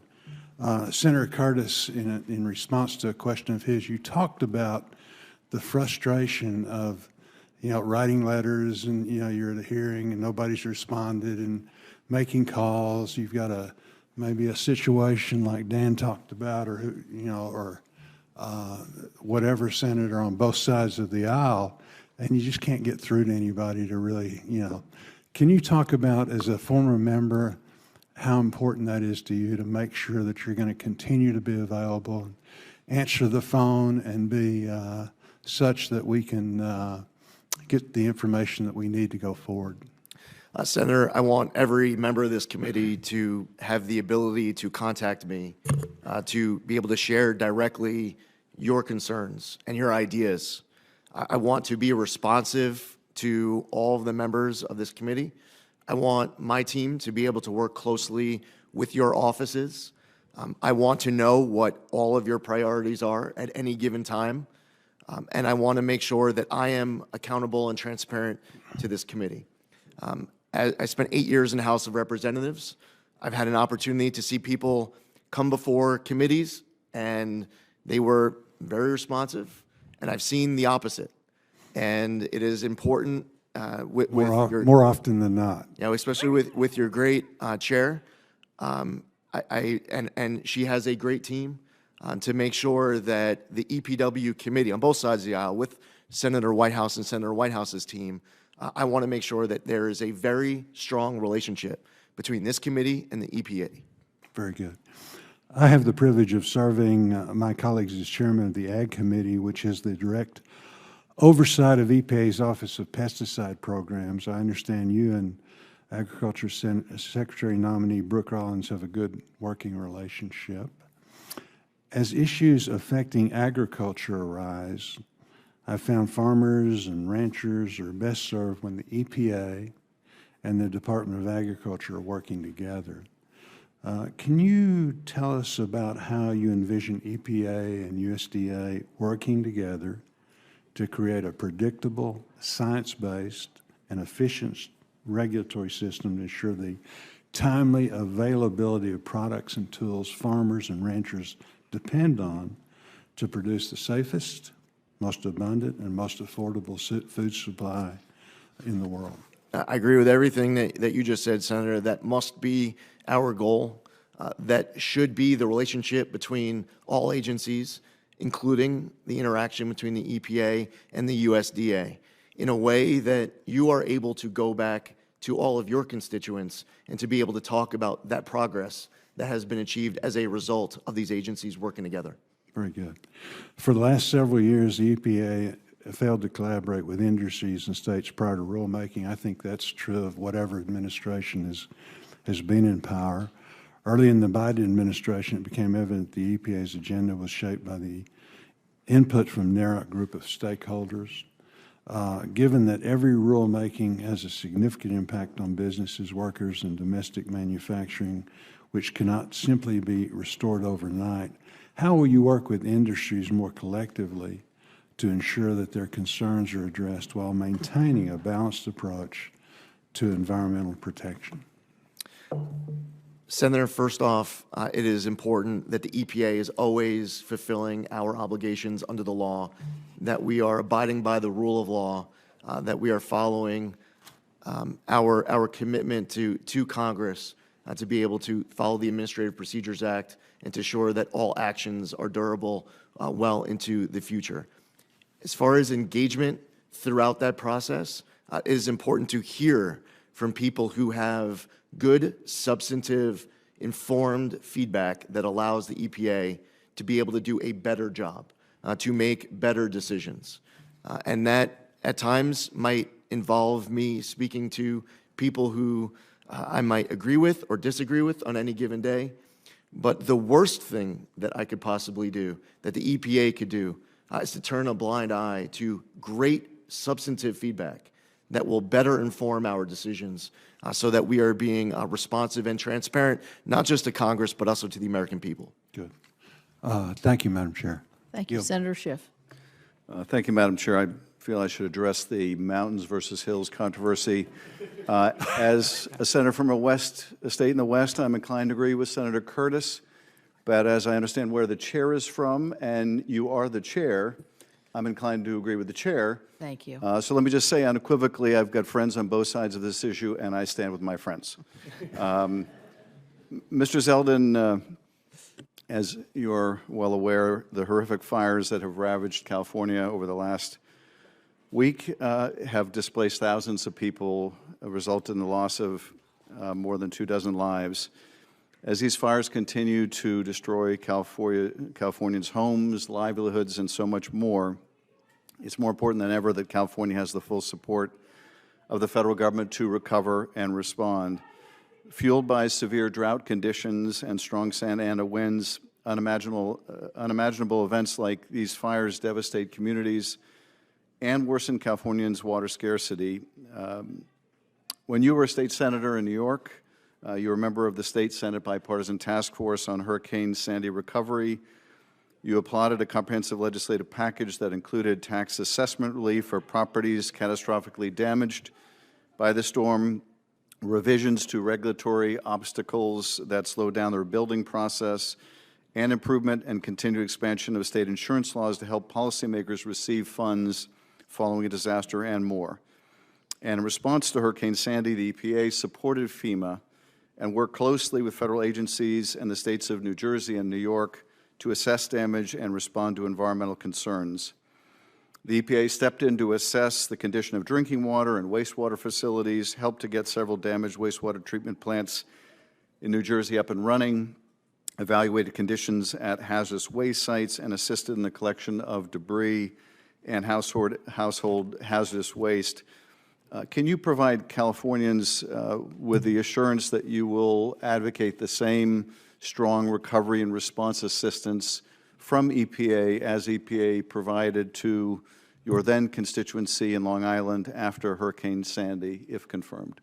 Senator, first off, congratulations on your election. I look forward to working with you on this committee.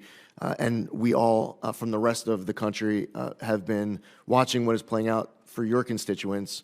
And many of us know people who have been impacted and they've lost everything. It's hard to it's impossible for us to put ourselves in the shoes of your constituents right now. I, if confirmed, would want to not only know everything in my power to be able to do as EPA administrator to assist you in fighting for your constituents who have been devastated by these wildfires, but I would want to, in fact, do everything in my power to be able to assist, to make sure that this recovery is as speedy as possible. I would like to come to California to speak to those on the ground, hear any concerns that we need to take back with us to Washington, and to assist both you and Senator Padilla and your House colleagues to be able to fight for these constituents who have lost everything. Thank you, Mr. Zeldin. We will welcome you to the state and look forward to your visit. After the Maui fires in August 2023, EPA crews removed more than 200 tons of hazardous materials from 1,400 plus properties in the fire-impacted areas. The EPA also deployed water emergency team members to provide on-the-ground guidance and technical assistance for stormwater, wastewater, and drinking water for the county of Maui. Do you commit also to prioritizing similar assistance for California to ensure that local water supplies are tested, treated, and restored to safe drinking water standards, just as EPA stepped in to do after the horrific Maui fires? Senator, I would want to do everything in my power, if confirmed as EPA administrator, to be able to assist with that as well. And I assume, Mr. Zeldin, your response will not depend on whether disaster strikes a red state or a blue state. You will equally work to speed relief to those Americans affected. Yes, Senator. It does not matter what kind of a state you're from. All 50 states are going to be of the highest importance, regardless of where a disaster ever strikes anywhere in America. Thank you. Let me touch on one other major issue that we discussed yesterday. That's the Tijuana River pollution crisis. This crisis has brought immense industrial waste and raw sewage over the border from Mexico into California, posing serious environmental and public health challenges to San Diego and Imperial County. We've had beaches shut down. We've had sealed training facilities deeply impacted. Coast Guard and Customs and Border personnel have routinely reported suffering from infections and gastrointestinal illnesses. Thanks to the work of Senator Padilla and Representative Scott Peters and others, we were able to secure $250 million in disaster supplemental relief in December, but EPA can play a pivotal role in this crisis as well.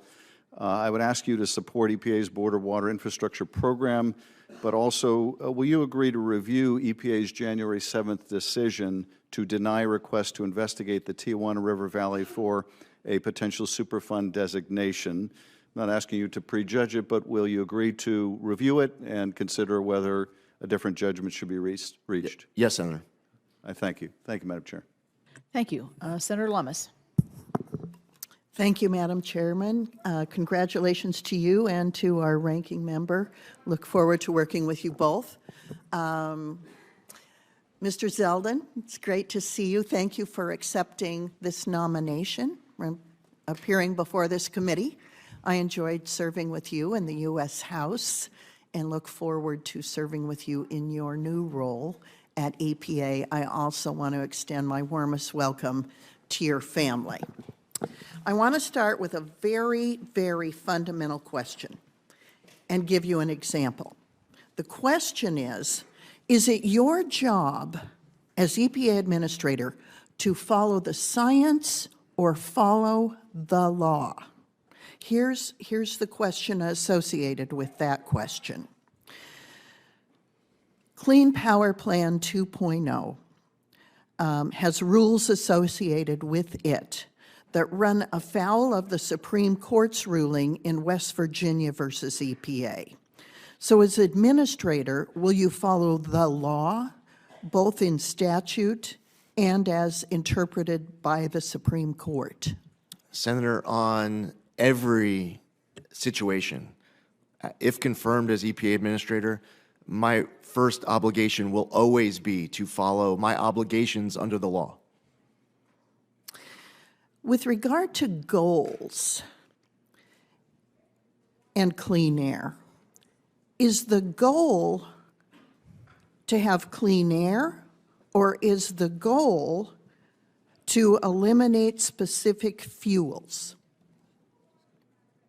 The goal, the reason why a regulation might be in place is the end state of wanting to have the cleanest, safest, healthiest air, drinking water. That is the goal, the end state of all the conversations that we might have, any regulations that might get passed, any laws that might get passed by Congress.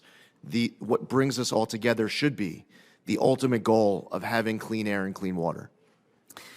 That is my goal as well, and I look forward to working with you to accomplish that goal. I spent 4 days in October in Silicon Valley, mostly meeting with firms that are developing artificial intelligence.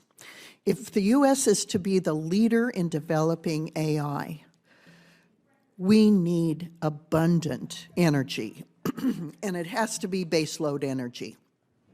The demands of artificial intelligence for energy are going to be extraordinary.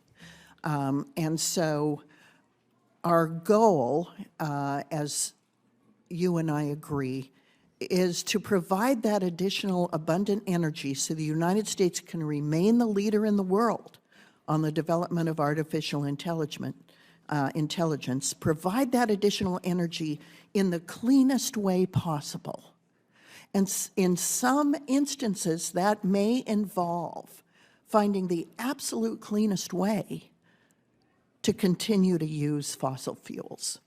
I want to point out to you, if you look at how clean natural gas is in the United States compared to other countries and compared to other sources of energy, you'll be stunned at how clean it is. Yet, sometimes this panel and others tend to lump all fossil fuels together and assume that they cannot be provided as part of the energy baseload in this country in a clean way.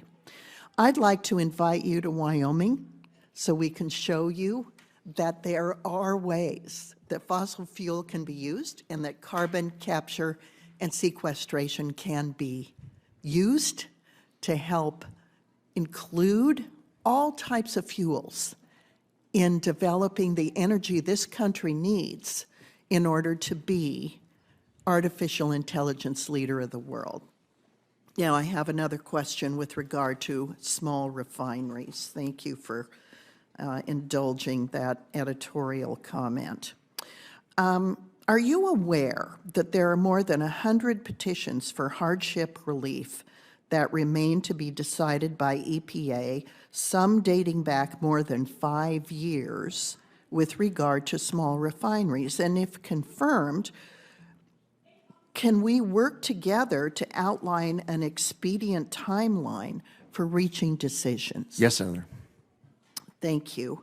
I want to include a couple of other questions that I think are of significance with regard to PFAS. And I'm running between two hearings, so excuse me if I'm being repetitive.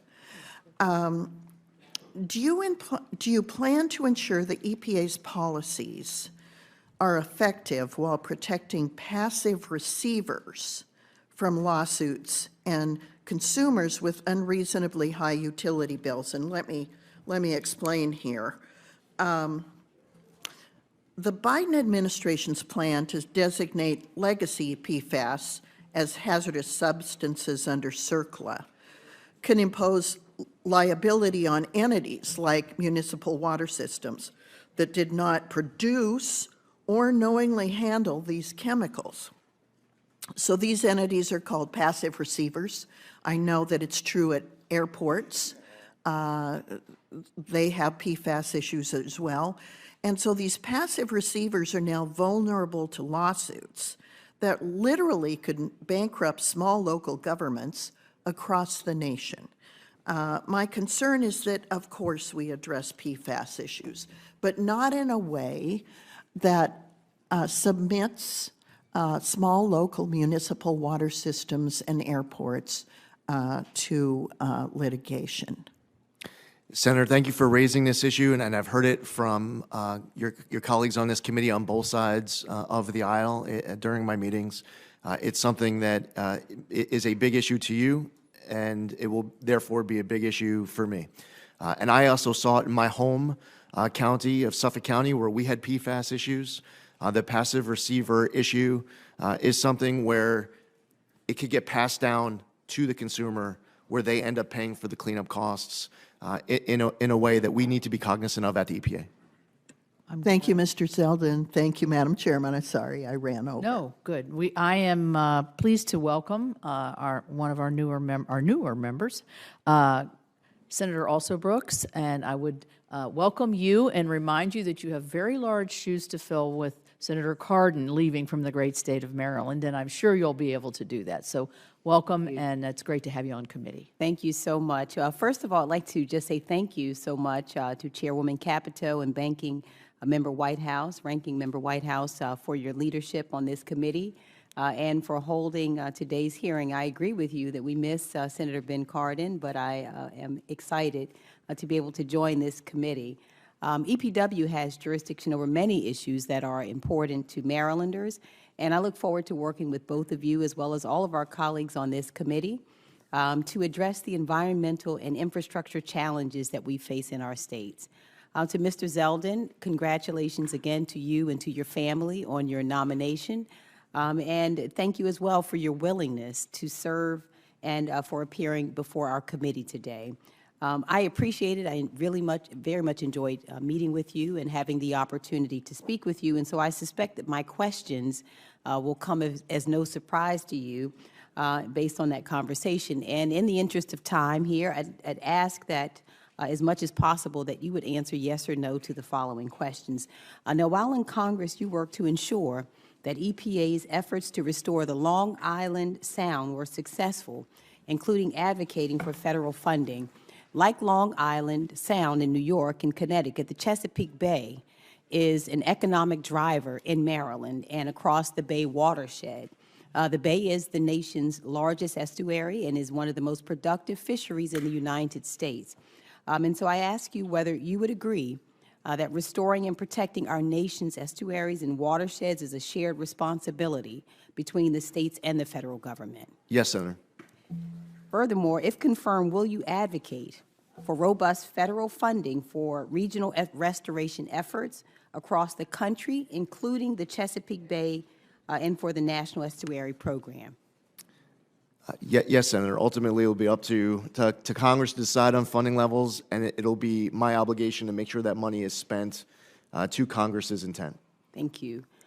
Now, the EPA has said that no amount of lead in drinking water is safe, and lead in drinking water is particularly dangerous for children. The bipartisan infrastructure law, which you opposed as a member of Congress, made historic down payments on lead pipe replacement to ensure that communities across America have access to safe drinking water from lead contamination. If confirmed, will you build on the success of the bipartisan infrastructure law and support additional funding for lead pipe replacement? Senator, yes to the same answer as my last question. Ultimately, it's going to be up to Congress to decide what the policy is, what the law is, what the funding level is. My commitment and my obligation will be to make sure that funding is spent to Congress's intent as laid out in those appropriations. But you recognize that lead in water is a problem, particularly for children. Yes, Senator. And would you be able to commit to not cutting funding that would aid in replacement of these lead pipes? Senator, if confirmed as administrator of the EPA, won't be cutting any funding. That's a decision as far as funding levels for Congress to set. Whatever funding level Congress decides upon is going to be the letter that is going to be the number that I am committed to fulfill my obligation of being a good steward of the tax dollars and spend to Congress's intent. Okay. Now, the unofficial Department of Government Efficiency, led by Elon Musk, has proposed laying off 75% of government workers. Across the federal government, their plan would result in more than 1.7 million civilian employees being laid off, including almost 500,000 veterans. If the Trump administration follows through on this proposal, that would mean more than 12,000 employees at the EPA would be laid off, and many of these are hardworking, dedicated public servants who live in Maryland. Do you support firing 75% of EPA employees? Senator, offhand, I'm not even aware of a single person being fired during the first Trump administration at the EPA. That's not the same for other agencies. And by the way, there might have been someone. I'm just, haven't been told about it. I want to make sure that my job as EPA administrator is to increase productivity, is to make sure that we are efficient and accountable and transparent, that we are to you, not just myself as administrator, but our entire team, for us to be in the office, collaborative and productive. All right. In a similar vein, I'd ask you about another issue, and that is moving EPA headquarters outside of Washington, D.C., and wonder whether or not you agree with that effort and the effort of moving them out of Washington, D.C., or whether you would oppose it. Senator, no one has expressed to me in any setting since I was announced as nominee or before that of any plans with regards to moving the EPA headquarters out of D.C. I have not been involved in any conversation. I'm not aware of any conversation. That's the time I have. Thank you so much. Senator Graham. Thank you. Congratulations. Thank you. Really good choice. You're a lieutenant colonel in the Army Reserves, is that correct? Yes, Senator. What do you do? I'm currently an international law officer for a civil affairs command based in Fort Wadsworth, New York. So you're a JAG officer? Yes, Senator. So if Pete Hexba gives you a hard time, call me. Right, yes, Senator. You got it. So, Senator Whitehouse and myself have been working on climate issues for a long time, and I saw that you were chairman or a member of the Bipartisan Climate Solutions Caucus. Is that correct? Yes, Senator. Why'd you do that?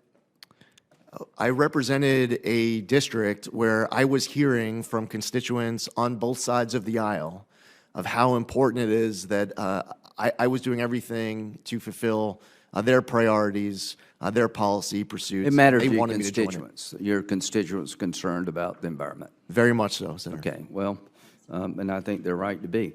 In terms of fires, and God bless the people of California. We want to help them as much as we can, quick as we can. Helena came through South Carolina, North Carolina. It was just very tough. Let's help people.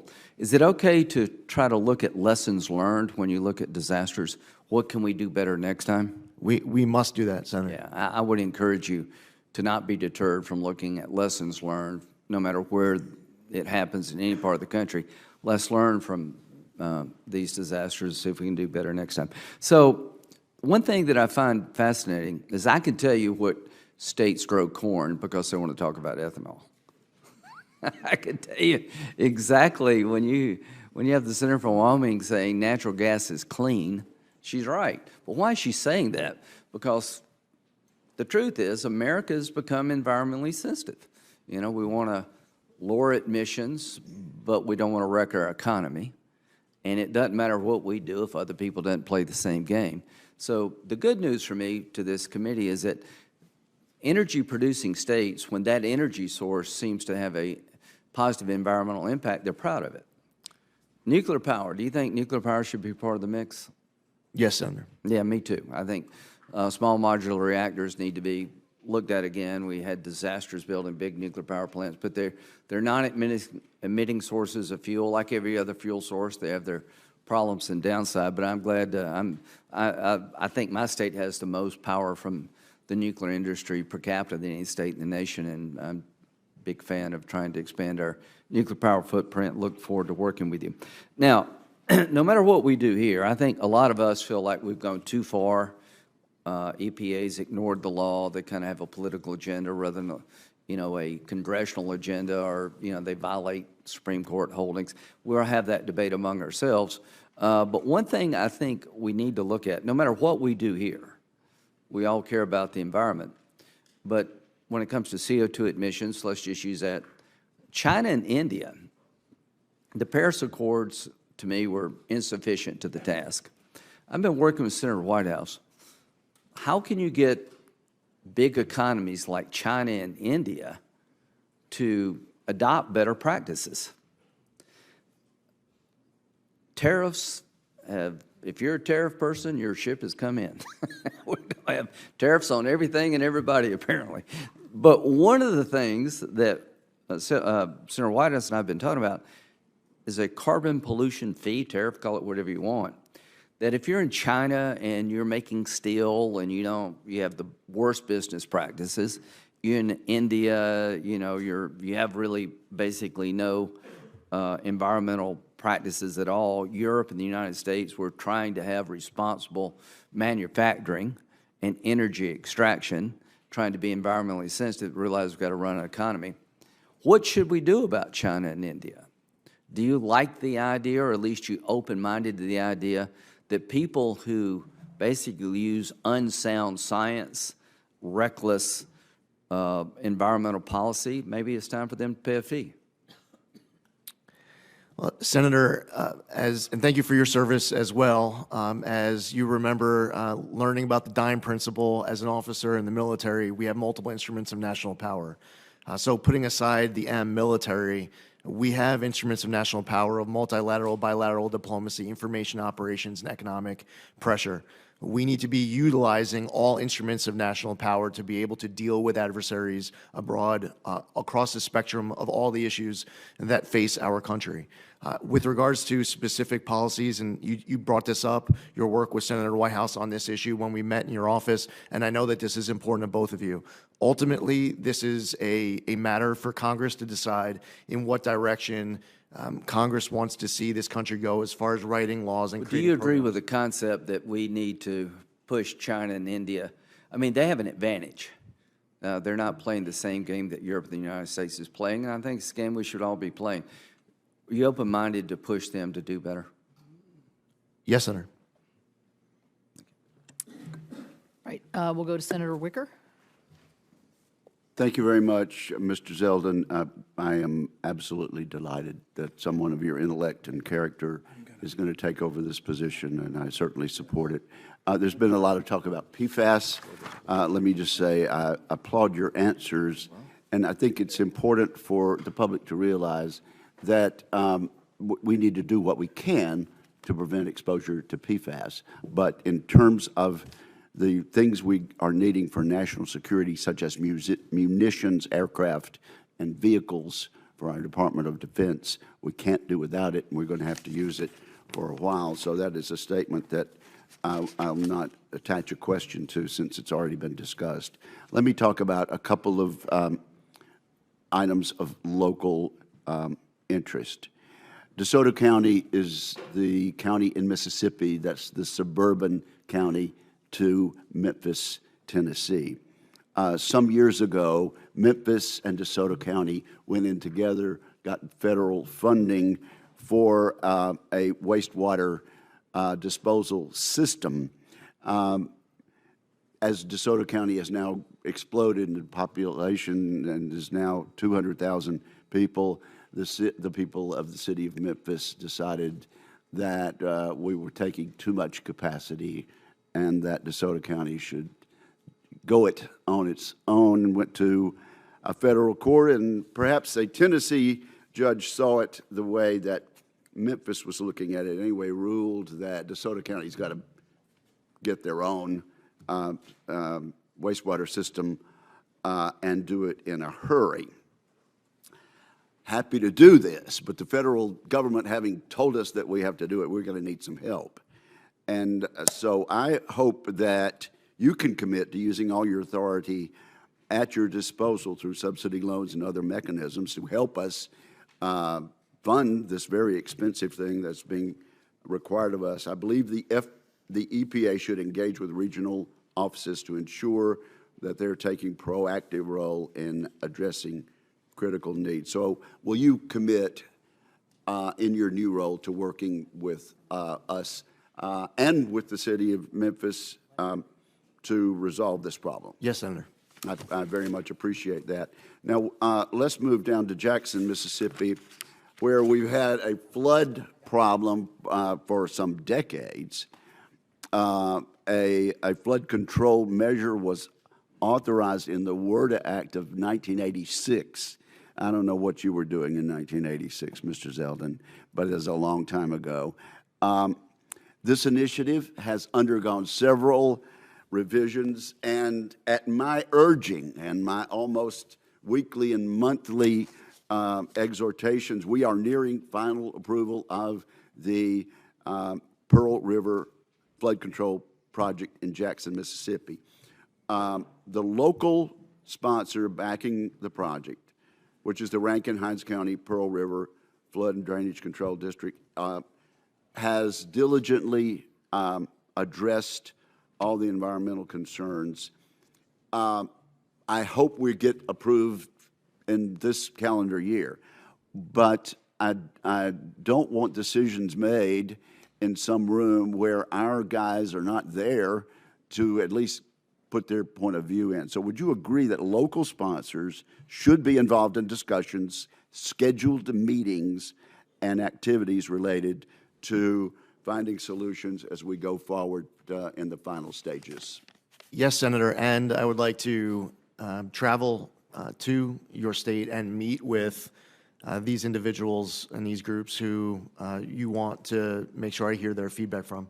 Good. Well, I can assure you it's bipartisan and just about as broadly based as possible. Now, let me just mention something, and I don't know that that you can make any promises to me because this is before the Supreme Court, but I just want to say on the record, there is a good neighbor rule that's come out of the Biden administration, and it has somehow concluded that my state of Mississippi, under a population of under 3 million, is somehow to be penalized for downwind ozone pollution from Mississippi to Dallas-Fort Worth and Houston. Now, those of us who've seen weather maps, we know kind of the way weather travels. It doesn't travel from east of the Mississippi back to Houston and Dallas, but somehow they have determined that our largely rural state of Mississippi should be penalized for ozone pollution in Dallas and Houston. The Supreme Court's looking at it.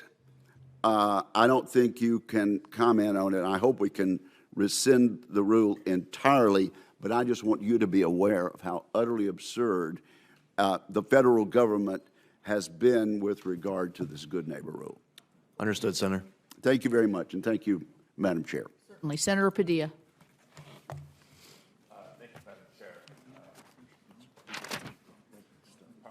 I think you need your microphone, sir.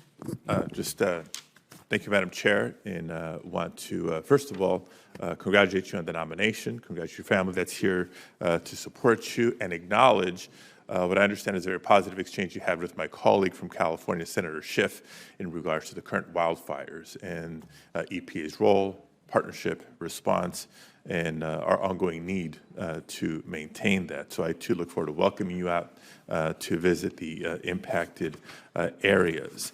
So that allows me to actually raise some other issues of priority and concern for California.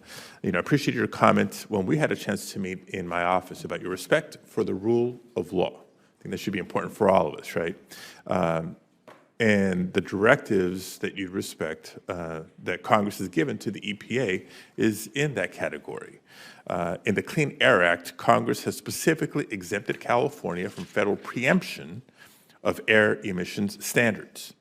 The law is quite clear that EPA must grant waivers of federal preemption absent certain disqualifying conditions, and very clearly does not provide any authority to revoke any waivers that have already been granted. So that's current law.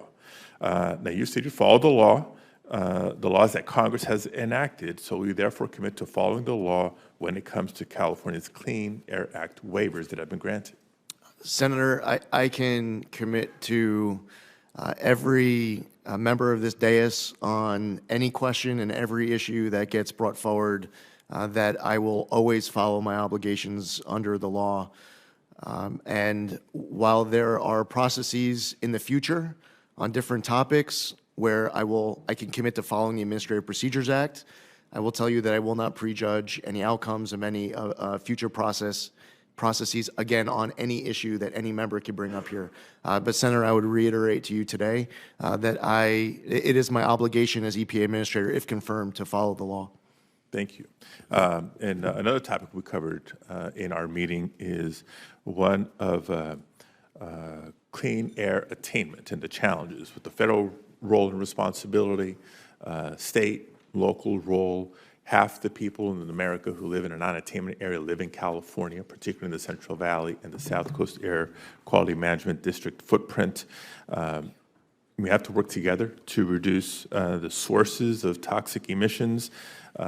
Based on these jurisdictions, it's been challenging. California state and local officials have done pretty much everything they can to tackle this, yet we still have challenges when it comes to ensuring that every Californian, every American living in California can breathe clean air. So I want to be clear. We need the federal government to do its part by working a little bit more aggressively, assertively, smartly, and strategically to help reduce these emissions.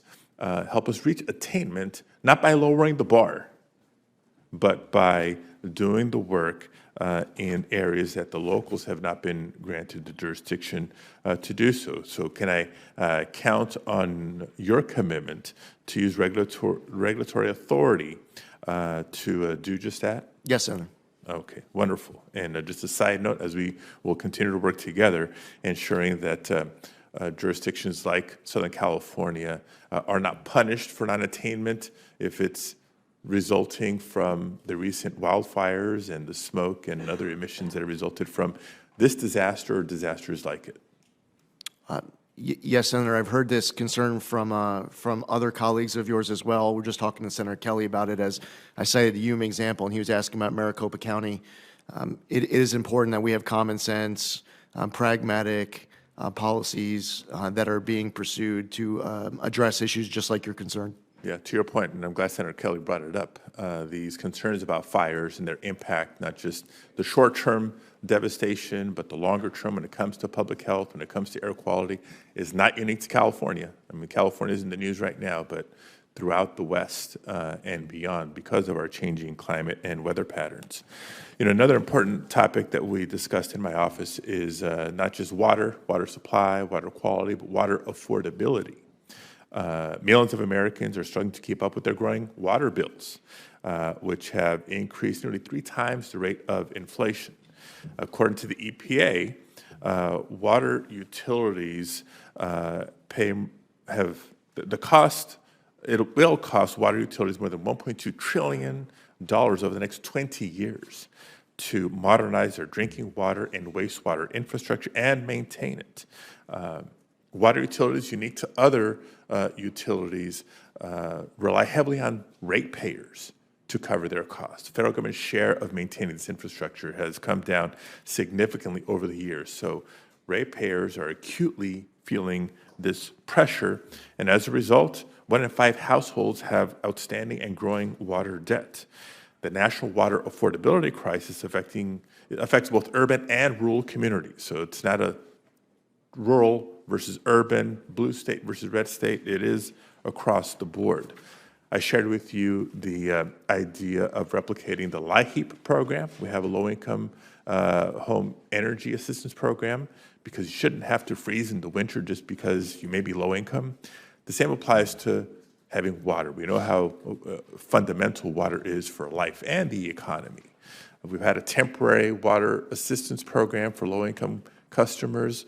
Do you agree, and can we work together to make that permanent to tackle some of these challenges, including addressing the PFAS concerns that you're very familiar with? Senator, having access to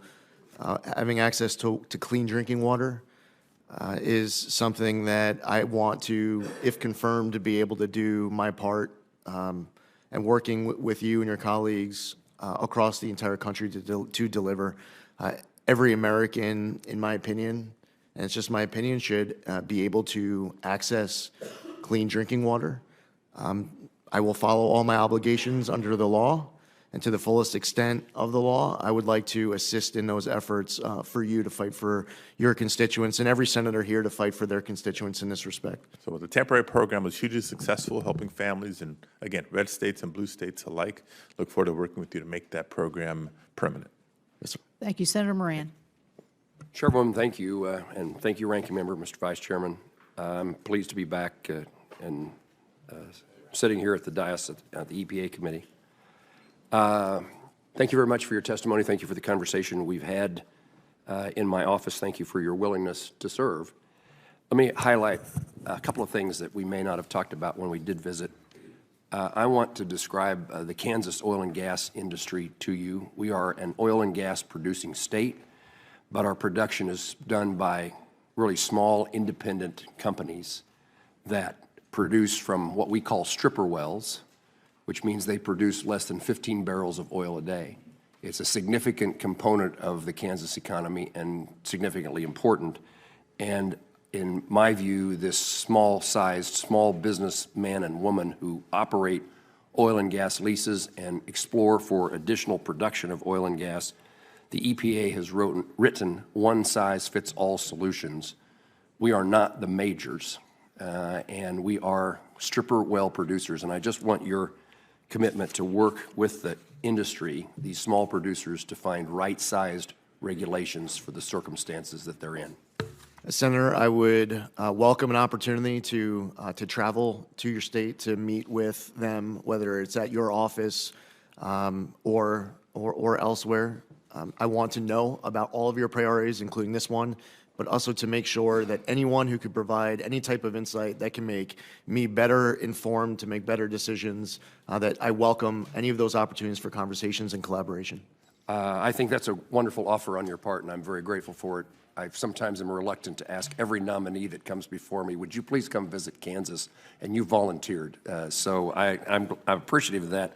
And I would tell you, I can't imagine the excitement, the opportunity that people in that industry would see to have the capability of talking to somebody with you, like you directly in a state like Kansas. So thank you, and we'll get on your schedule, although you have to say once confirmed. So I look forward to that. In a different vein of energy production. I've created, with my colleague Senator Bozeman and others, a Sustainable Aviation Fuel Caucus. Kansas and Wichita in particular is the air capital of the world. We produce many more general aviation aircraft than anybody. We manufacture with thousands of employees working in aviation and aerospace. And I want to bring together the opportunity to bring the agricultural aspects of Kansas together with the aviation aspects and pursue the development of SAF, Sustainable Aviation Fuel.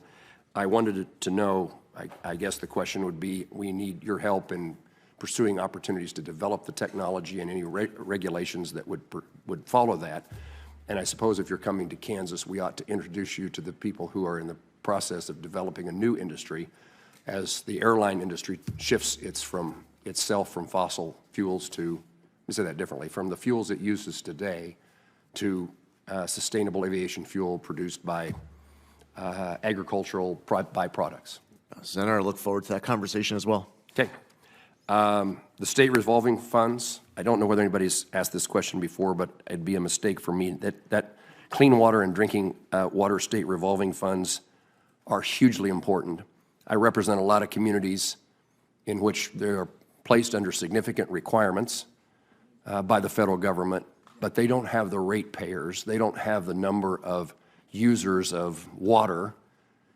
It stands out to me, the small town in my home county, a town of about 80 people, have a regulation that they couldn't raise the rates on their water users sufficiently enough to pay for the regulations. And so the Clean Water and Drinking State Revolving Fund is hugely important to help small communities meet the needs. Many, if not all, want to meet those standards, want their consumer, their water purchaser, to have the cleanest, safest drinking water possible, and yet the rules are so unaffordable, they don't know where to turn. I'll work with you, and I just want to make sure that you would commit to continuing to support a robust funding.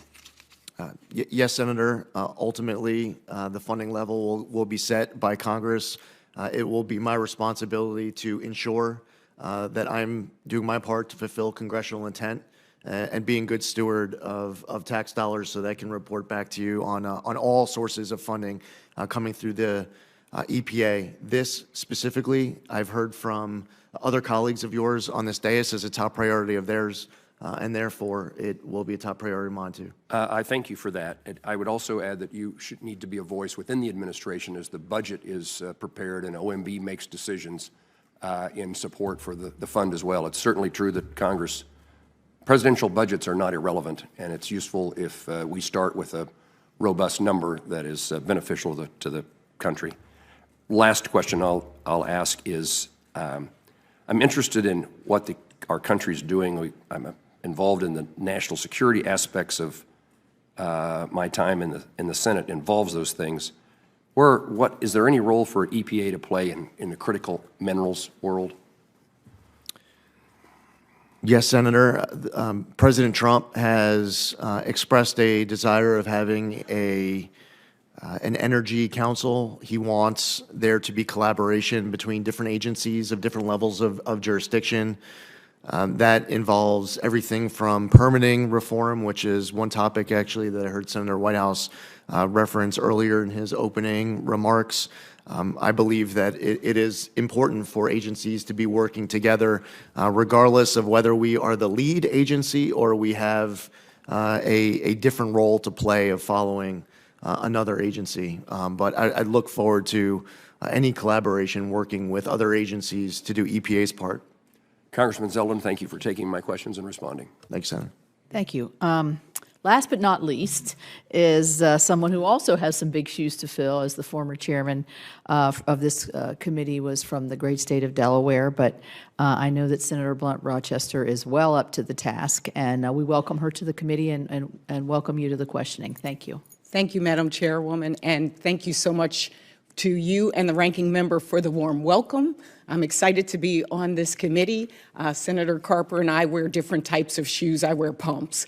Let me begin by expressing my gratitude, though, to the former chairman of this committee, my friend and mentor, Senator Tom Carper, for his years of faithful service, not only to this committee, but also to our nation and to saving our planet.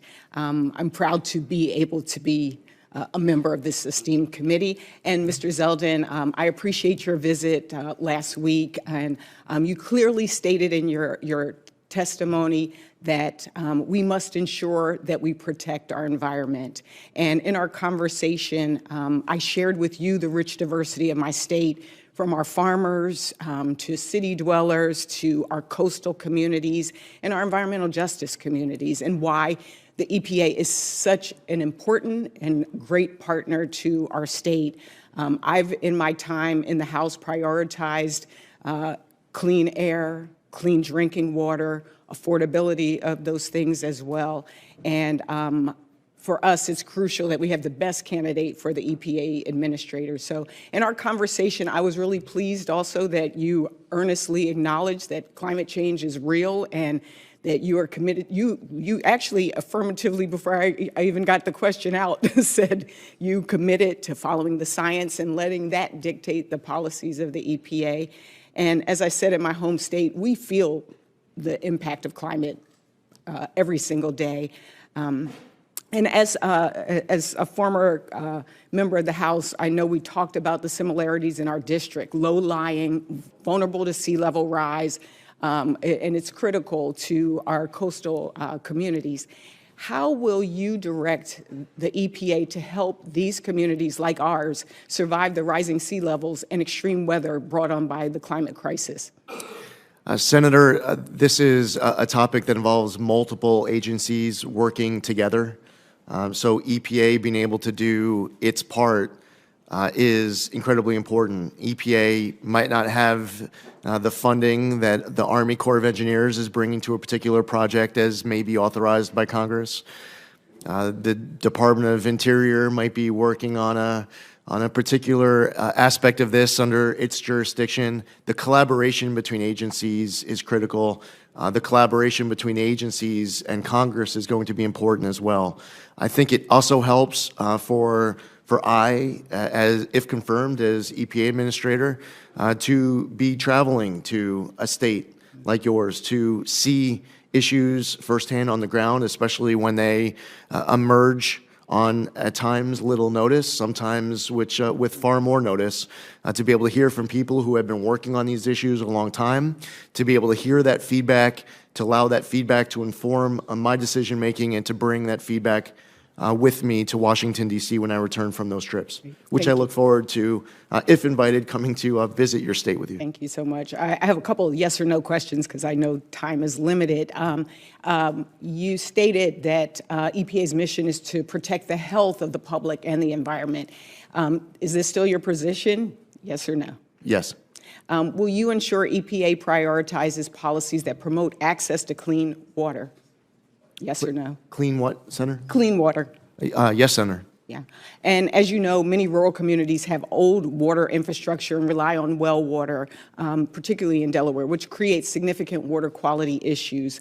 How will you, your EPA, help these communities access effective solutions such as upgrades to stormwater infrastructure, watershed restoration, or water infiltration? Senator, Congress has approached these issues in the past in certain creative ways. In some respects, it could be an aspect of congressionally directed spending. I've seen go to a particular community where they are able to mitigate an issue of water contamination, as we experienced in Suffolk County, where my congressional district was located and where we had multiple aspects of PFAS contamination. The first step is to be able to get access to drinking water. And even if that's providing bottled water, that's a partnership that starts with local leadership, where a state and federal government is asking, what can we do to assist? What's important is long-term mitigation. And what is so frustrating to the American public is when they see these issues lasting for 10, 20, 30 years and the ball's never moving in the right direction. I look forward to doing my part to work with your local communities to get these issues mitigated to whatever extent I can help. You actually brought up for me something that was personal. We have communities that did not have access to clean drinking water in our state, and so it was important for us to work on that revolving state water fund, getting that water to those communities, but also the water affordability. And Senator Padilla mentioned the work on the LIHEAP for low income for water programs. I led that charge in the House side and would love to continue working, again, to make this a permanent program for those families. I will yield back, and hopefully we have a second round of questions so that I can ask about soot, particulate matter. Thank you, and I yield back. Thank you. And this does end the first round. I would say we had full participation in the committee, which we're going to expect at every meeting, right? And I am very pleased with that. I also, in the interest of not wanting to hurt a new member of my committee, neglected to welcome Senator Moran as a new member of this committee. So, well, a returning, well, that's why I didn't say anything, because you're returning. In any event, I didn't want to chance those hurt feelings, since mine have been hurt all day by denigrating my mountains, but we won't get into that any longer. So we're going to go to second round, and we'll do it in the same order as the folks that were here. Before I begin my round, I would like to put into the record a January 3rd support letter from the former chairman of the Suffolk County Water Authority, which states, "The EPA requires strong leadership that balances the complexities of environmental protection with the practical needs of communities across the country. Mr. Zeldin's track record on Long Island exemplifies his ability to lead with compassion, decisiveness, and a clear focus on results. He has already shown his dedication to the values that the EPA upholds, and I'm confident will continue to champion these priorities on a national scale." And I ask unanimous consent, which I'll grant myself, to enter this into the record. I would say there are always no better advocates than our local advocates who actually work with us all the time, and obviously you have a very strong constituency there. I'm going to ask quickly just a couple questions. Class 6 wells, which are used to inject carbon dioxide into deep rock formations, advancing carbon capture and storage technologies, obviously very important to my state. We provided EPA funding through the IIJA for to have the EPA grant state primacy for Class 6 wells, since they constitute a different aspect of permitting. And to date, only 3 of these states have been granted Class 6 primacy. And the EPA has 150 permit applications pending for approval. We have 3 Class 6 well projects under review, and the proposed final action granting West Virginia our state primacy was published in the Federal Register on November the 25th. This is going to be very important to us, as we had testimony last year that the North Dakota, who has primacy, was able to permit, I think, 7 wells in a short period of time, whereas the EPA, as they were trying to permit under their federal authority, it took them over many more years the time to permit just 3. So you can see how those who, again, who are closest to the situation have the ability to make good decisions. So will you prioritize the timely completion of West Virginia's Class 6 permitting process and work with me to ensure that the EPA is a resource rather than a barrier in this transition? Yes, Senator. Thank you. You mentioned permitting, and I was very pleased to hear Senator Whitehouse mention permitting reform. We've had lots of stops and starts over the last probably 2 to 3 years on this very issue, and it's holding up construction of critical energy, manufacturing, infrastructure, transportation, doesn't matter what kind of energy, renewable energy, pipelines, whatever. So we need to make it easier to build in America. I believe that's President Trump's vision as well, by modernizing and streamlining our environmental review and permitting processes. Congressman Zeldin, what opportunities do you see for EPA to be able to establish more efficient and predictable permitting processes, in addition to working with all of the other agencies that play a part in this vital decisions? And Chairman Capito, that last part of your question is key for different agencies to be able to work with each other, collaborating with each other, and also for agencies to be able to collaborate with Congress on any opportunities that Congress sees to pursue permitting reform as well. As far as EPA jurisdiction goes, We see a role of the EPA, for example, as it relates to environmental impact statements.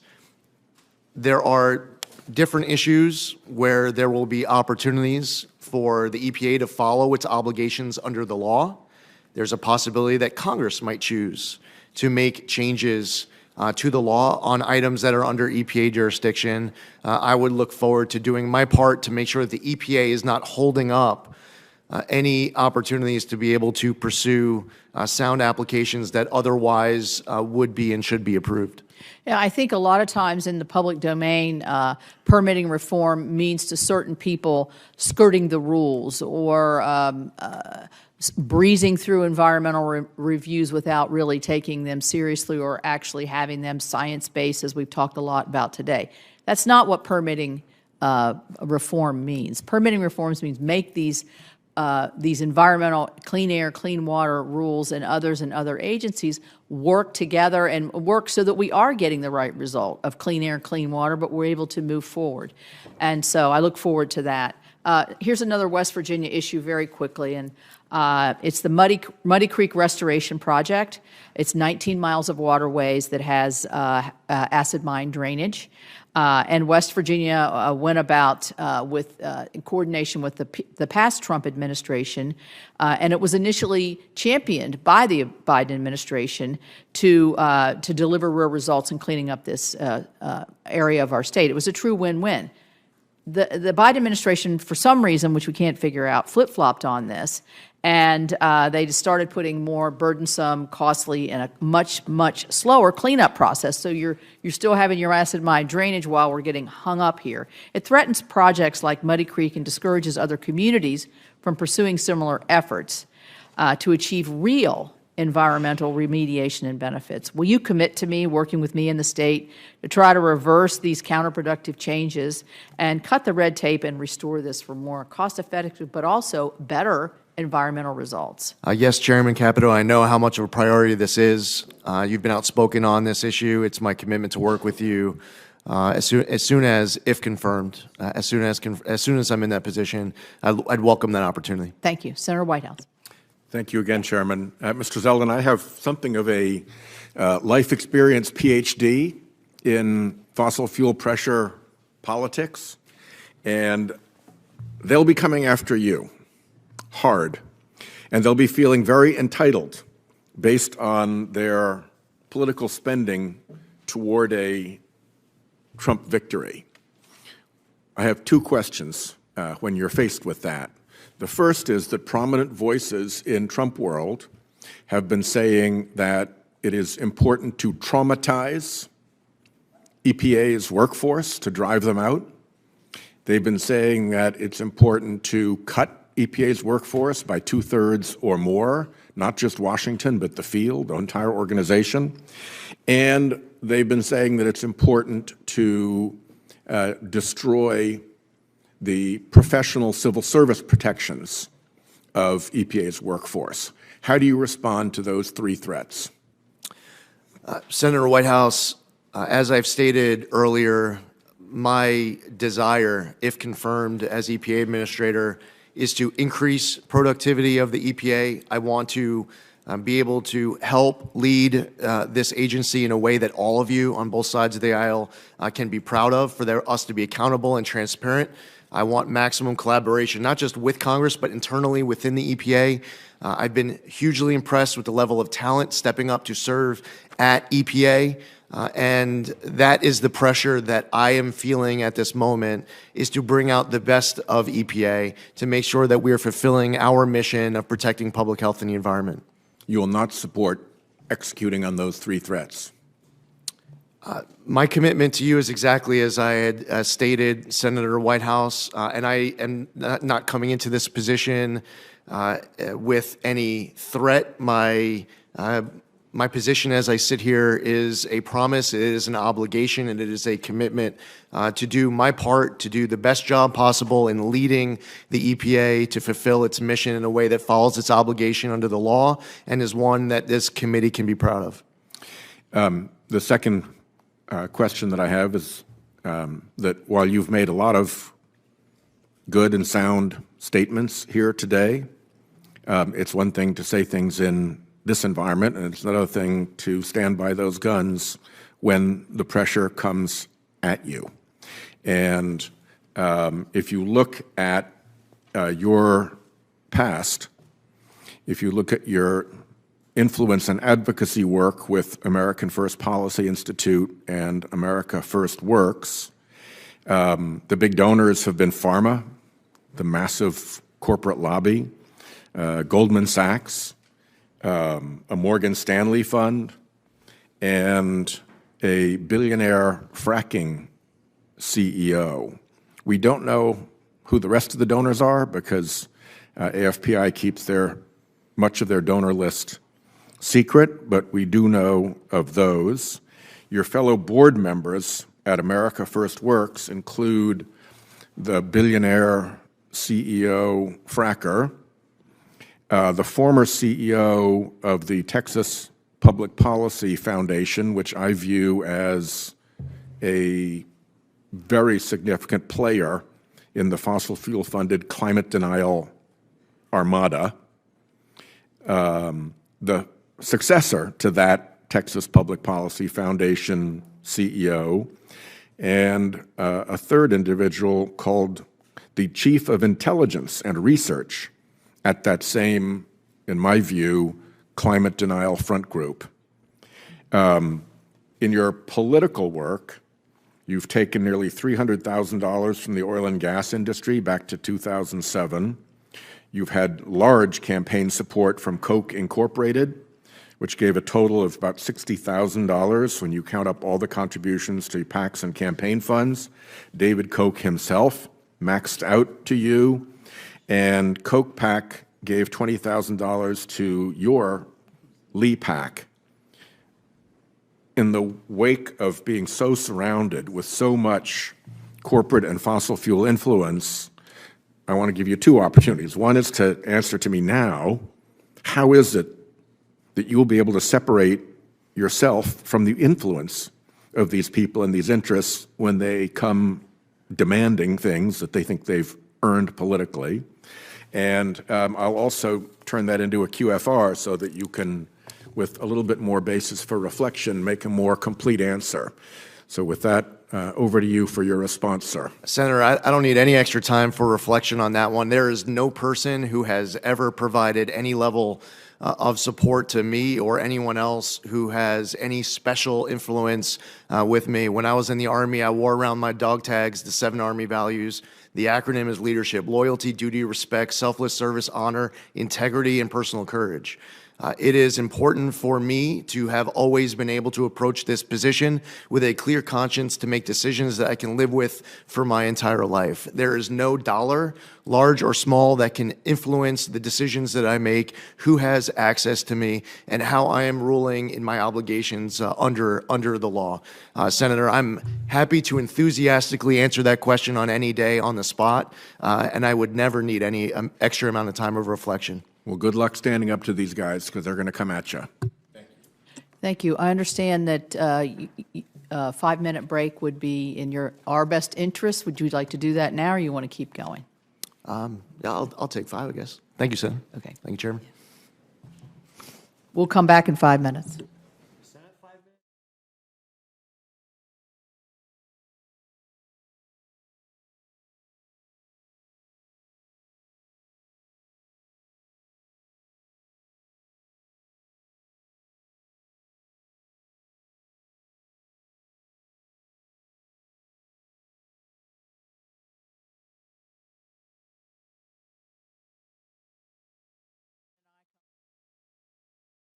Accurate time. It was 12:37. It's now 12:42, so we're good. Next, we have Senator Sullivan. Thank you, Madam Chair. Congressman Zeldin, you're doing a great job. And your opening statement was really good. I really appreciate it. Look, there's been a lot of railing against the hydrocarbon industry. I think the facts are the hydrocarbon industry has lifted more people out of poverty, continues to do so, than any major industry in the world is doing that. But they're also been a major contributor, never gets talked about, with regard to our leadership on global emissions. Leadership. So that Mr. Zeldin, take a look at that chart. That's been fact-checked to death because the far left hates it. But this is what Senator Ricketts was talking about earlier, about American innovation. This is what Senator Graham was talking about earlier. There's some people who are working hard on reducing emissions, countries, and there are countries that aren't. Senator Graham mentioned China and India. He is exactly right. You never heard this from John Kerry, but the leader in the world in the last 20 years on reducing global emissions was the United States of America, okay?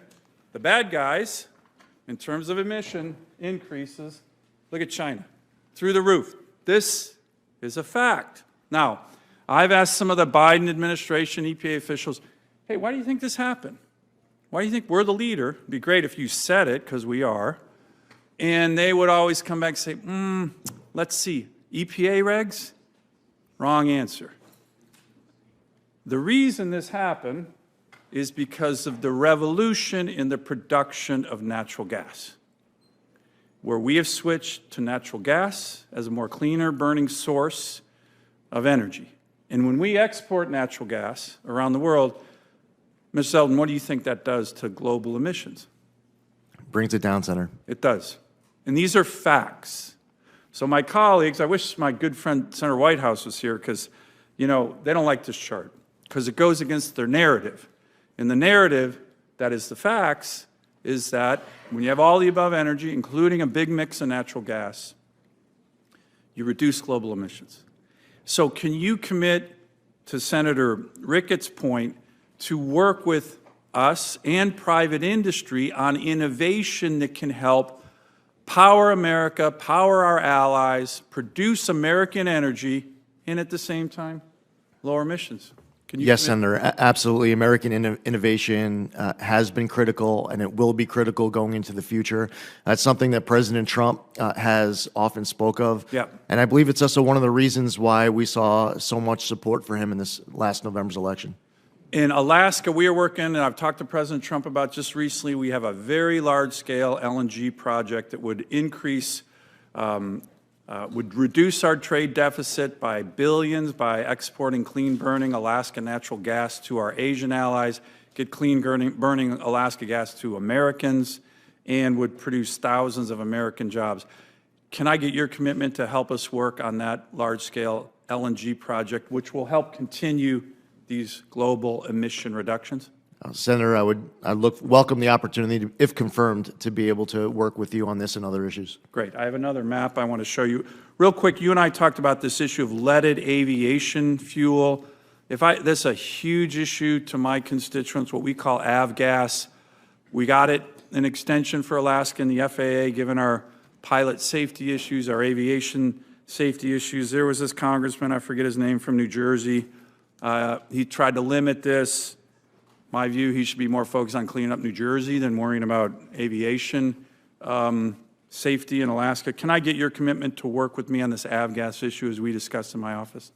Senator, as I gave you my commitment then, reiterate it here today for all your constituents to hear. We had a very long, substantive conversation on a lot of topics that you're fighting for Alaska, and I welcome the opportunity to be able to work with you on all of that. Great, thank you. Let me give you one final map and one final question. It's a little complicated. This is the American Medical Association study on life expectancy changes in America, okay? This was from 1980 to 2014. Purple and dark blue, that's where life expectancy changes happen the most, okay? Up to 13 years. Unfortunately, see yellow, red, certain places there was a life expectancy decrease. That's mostly the opioid epidemic. My state led this. It led it because Alaska Natives, which is where most of these communities are, over about 20% of my population, started at a real low level. Real low, lowest life expectancy. Then what happened on the North Slope, what happened out in the Aleutian Island chain, what happened in the Northwest Arctic, Burrow, resource development happened. Oil and gas happened. Open up fisheries happened. Resource development happened. And people's lives increased on average by up to 13 years. So here's my quick issue. This is a matter of life and death in my state. And the indigenous people, in particular, who I care deeply about, have benefited tremendously from resource development. President Biden comes in with his Secretary of Interior. She doesn't listen to Native people. They issued 68 executive orders to shut down resource development in my state, which is going to hurt people, hurt their life expectancy.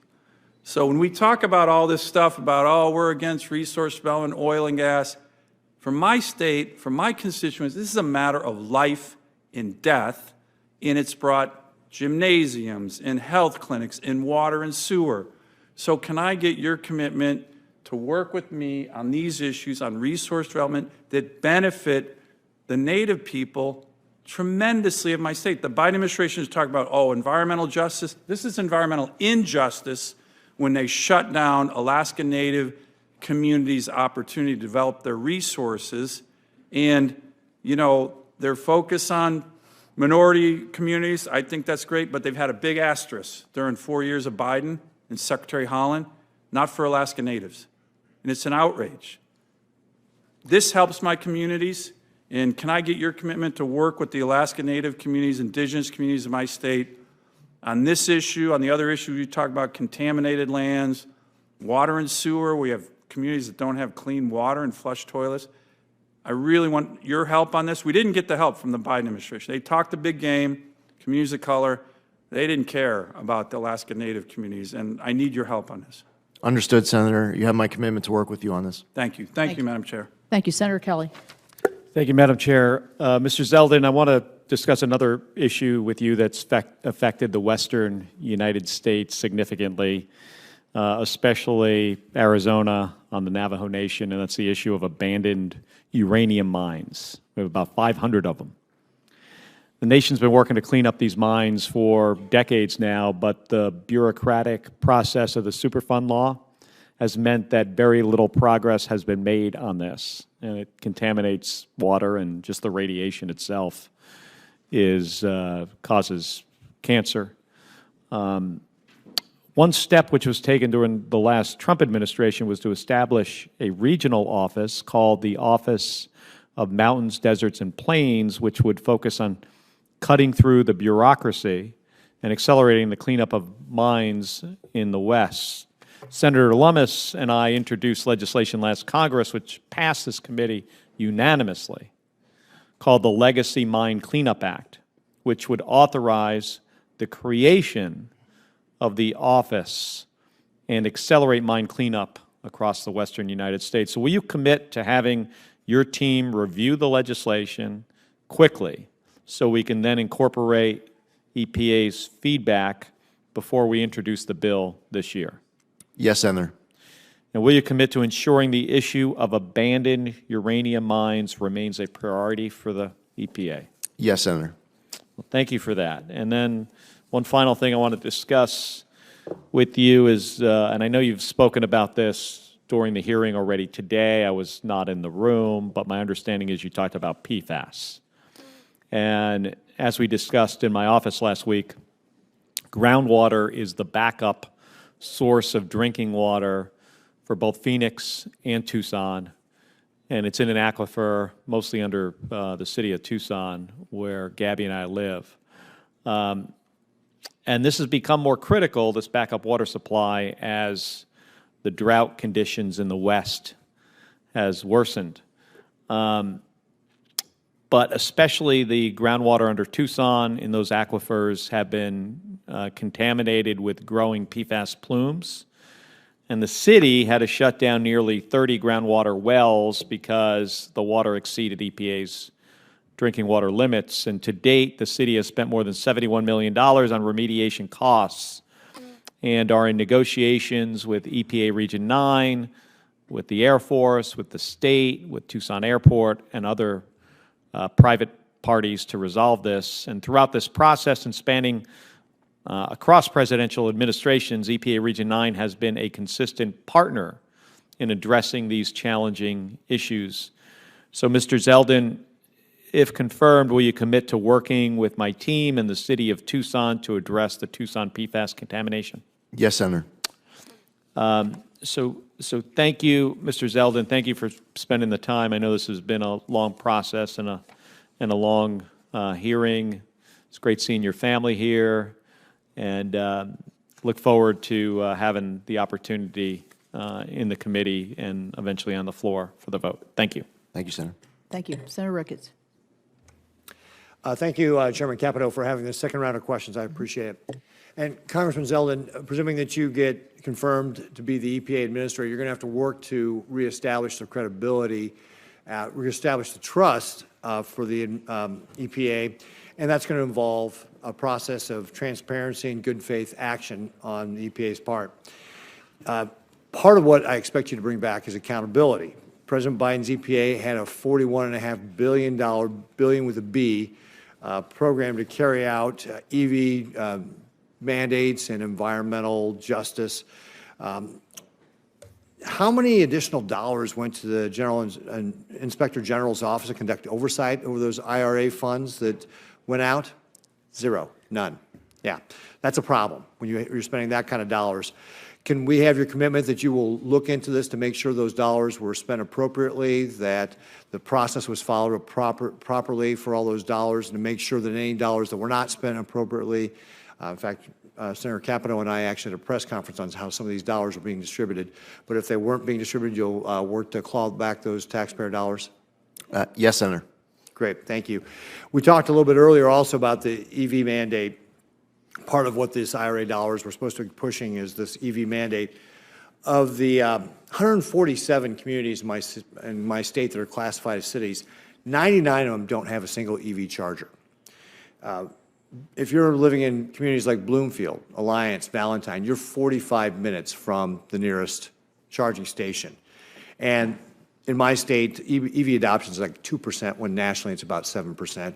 And of course, the current mandate that the EPA is pursuing with their emission standards was to have 2/3 of all new vehicles being sold as EVs in the year 2032. That's just clearly not realistic. And again, as we discussed, we should allow American innovation to be able to help us reduce the impact on the environment, not have the administration pick one solution that they want to push. Do you commit to rolling back these out-of-touch mandates that are costly to Americans and dangerous to our energy grid, increase our reliance on our adversaries like the People's Republic of China? Senator, it is my obligation, if confirmed, to be following my obligations under the law. And with regards to the Administrative Procedures Act, rules, laws set out that guide the way I answer that question. I'm not allowed to prejudge outcomes going into rulemaking. To ensure that there is durability of any decision to be made at the end of the process, where my answer to that question could potentially be used against any type of a rule regulation that is made.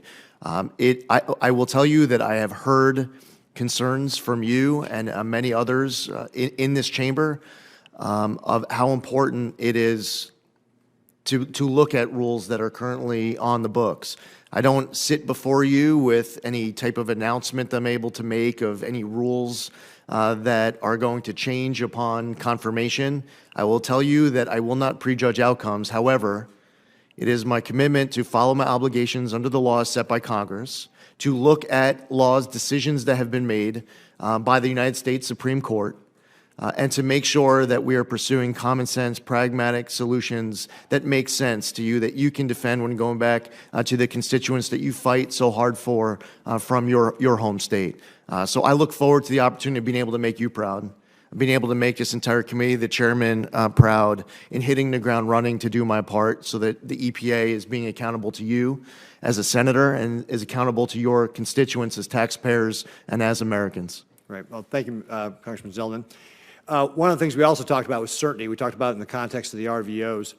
But there's another area of certainty that we've talked about, and we need to continue to talk about. The Supreme Court's Sackett versus the EPA decision was a clear directive to narrow the scope of the federal jurisdiction on the Clean Waters Act. And here's just one of the things that just drives me nuts, because this has not just been a Biden administration. This happened under the Obama administration. The Clean Water Act over 50 times says navigable waters. Navigable waters means you can put a boat on it and go someplace. That's the Merriam-Webster definition in really broad terms. Clearly out of scope of what the Congress's intent was. And the decision in SAC was intended to provide clarity to producers President Biden's WOTUS revisions have only confused it by talking about things like relatively permanent waters or unclear determinations on which waters are actually jurisdictional under law.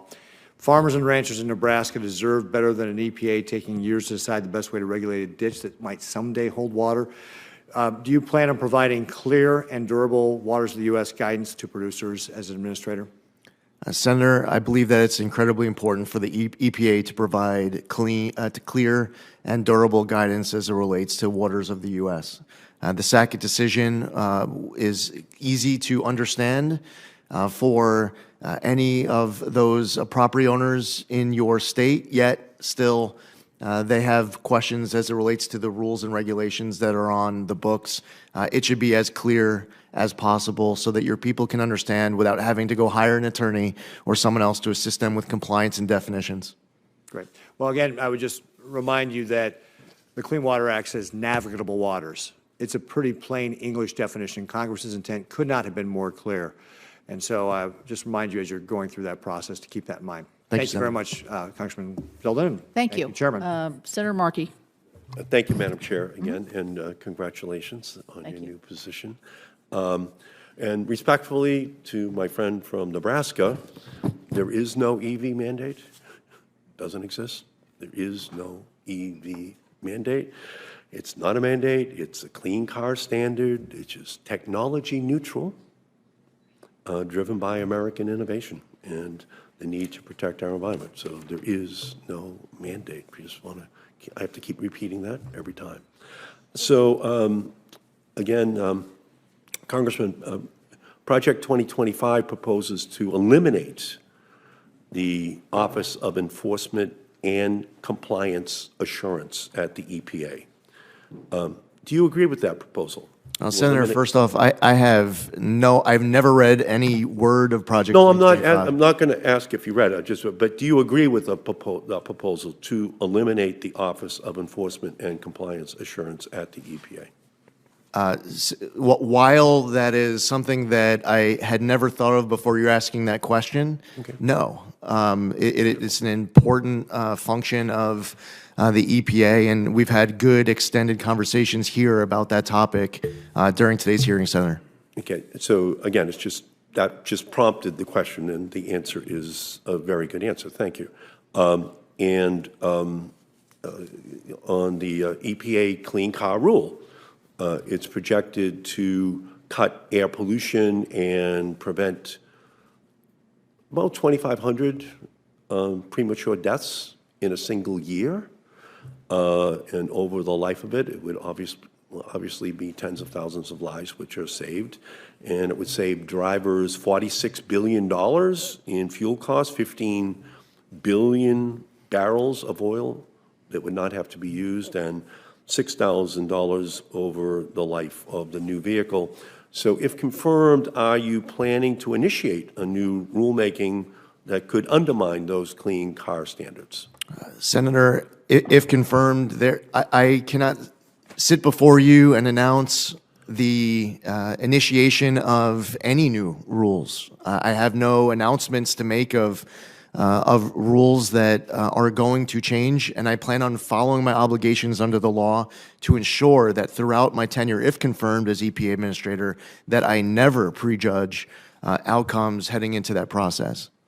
Okay, well, again, the savings are quite profound for American consumers, dollars in their pockets, because of those much higher standards that don't require oil to be put into gasoline tanks, where we put about 70% of all the oil that we consume.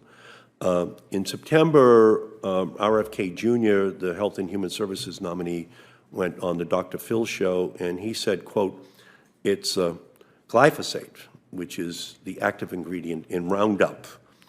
It's the pesticides, it's atrazine, it's PFOAs, the forever chemicals. We're mass poisoning an entire generation of kids. Do you agree with that conclusion by RFK Jr. that these pesticides are mass poisoning the kids in our country? Senator, I would welcome an opportunity to be able to read through all of the science and research that is being cited to support that conclusion, to be able to answer that question, following the review of that material. That's a review that I would need to I would need to engage in. Yeah, it's obviously a very serious question, and it's one that hopefully would have the EPA working with HHS on a resolution of that issue. And in the 2.5 years since its passage, the Inflation Reduction Act has spurred the creation of 400,000 jobs and $420 billion in investment. 193 million of direct federal spending actually has gone to your former congressional district since 2022. So regardless of your stance on the bill back then, it did become law, and more than $68 billion has already been appropriated by the EPA from the IRA and the bipartisan infrastructure law. So are you going to ensure that EPA's ongoing implementation of grants, which have already been fairly awarded under existing laws like the IRA and the bipartisan infrastructure law, that they're not impeded or are held up for political reasons? Senator, my commitment is to follow the law as it relates to so much of what's getting discussed during this hearing. That is the obligation that motivates me. I have to be prepared to sit before this committee and be able to answer questions as it relates to funds that have gone out the door, not just currently, but also in the future. It's important for me to get my hands, my head all wrapped around everything that's been going out the door. Senator, I was concerned when there was a video a few weeks ago of a political appointee at the EPA who was talking about how they were tossing gold bars off the Titanic to distribute billions of dollars before Inauguration Day on Monday. I don't know at all what grants were being referenced with that repeated comment. It was also referenced in that video. Answer to you and to answer to every member of this.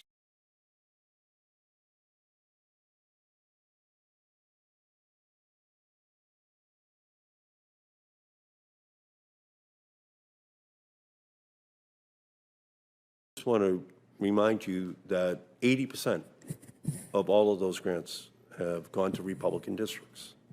So, so that's, I think, something that you should keep in mind in terms of, I would say, the impartiality of what those decisions have been at the EPA.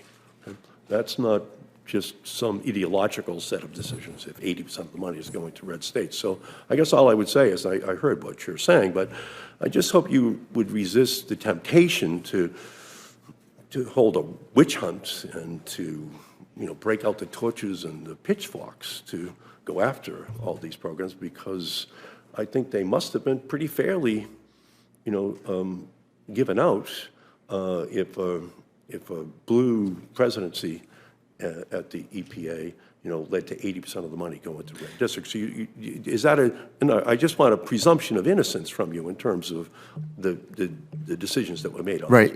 Yes, Senator. I just want to be able to account to you. I appreciate that, but I just need your yes, Senator. Your assurance that you do assume that most of this was done fairly.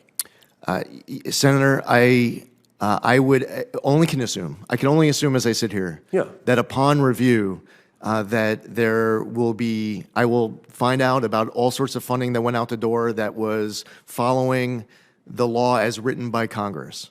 All I'm saying is that I want to have the ability to sit before Chairman Capito, who's been very vocal on this issue, and be able to answer her question on a specific grant that she's spoken out about, or grants that committee members may speak about in the future. I just want to be in a position to account to all of you as far as the dollars being spent by EPA. I can only assume that there will be funding that will be, from that review, that will be in accordance with the law. So I'm going to go to Senator Schiff. Thanks. Thank you, Madam Chair. Mr. Zeldin, although California banned the installation of lead pipes in 1985. The average home in South Los Angeles is over 70 years old and more likely to contain corroded lead plumbing than other regions in the state. Lead in drinking water, particularly from old pipes and plumbing systems, is a significant public health threat, especially for children. Out of the 58 counties in the state of California, Fresno County has one of the largest numbers of children with high levels of lead in their blood. In 2016, nearly 14% of children tested in one Fresno neighborhood had reported high lead levels. 25% of schools in Fresno reported finding lead coming from their drinking water fountains. 40 homes had lead levels above the federal limit. In October, the EPA announced new final regulations requiring drinking water systems across the country to identify and replace all lead pipes within 10 years. Will you continue the EPA's work to help local communities like those in Fresno and in South Los Angeles replace lead pipes, particularly in many of these communities that are historically underserved? I'll look forward to that opportunity to work with you, Senator, on this issue. The EPA administers 12 geographic programs, longstanding geographic-specific programs that help protect local ecosystems and communities from climate change, habitat loss, and pollution. Their efforts to add the Salton Sea in California, which is an ecological disaster, potentially paired with the Great Salt Lake, which has similar ecological and health issues, as part of EPA's geographic program designation. If successful, that would mean revenues that could be used to mitigate that environmental hazard in a very neglected part of the state. Will you pledge to consider adding the Salton Sea to one of these geographic programs? Yes, Senator. I know from our conversation yesterday just how important this is to you. I look forward to getting more familiar about this issue, and that certainly can be my commitment as I sit here today, that if confirmed, I would welcome that opportunity to work with you on this issue and see what I could do to assist. Thank you. Let me address a third critical issue affecting the health and well-being of millions of Californians, and that is air quality, not only in the aftermath of the ongoing wildfires, but also in the breadbasket of America. Unfortunately, we have some of the worst air quality in the nation, failing to meet federal health standards for both ozone and particulate pollution. This pollution directly impacts our families, our children, our communities. Last summer, residents of Fresno had just 10 days of healthy air, a stark reminder of the urgency of the situation. The EPA has long supported California's efforts to address this crisis through clean vehicle programs, regulatory actions, and strong enforcement. We have to continue this vital work, pushing for policies that protect public health and create a cleaner, healthier future for the San Joaquin Valley and all of California. Do you support investments like the ones that the EPA has made in the San Joaquin Valley to improve the quality of air there? Senator, to the maximum extent possible under the law that I, if confirmed as EPA Administrator, can assist on this and all the other issues that you referenced here today, I would welcome that opportunity to be able to work with you. As far as specific funding commitments, I need to make sure that I'm following my obligations under the law as Congress sets out as to how funding should be appropriated so that I can account to you afterwards. So moving forward, if there's any funding now and in the future that EPA has an obligation to distribute to help with this, I welcome that opportunity.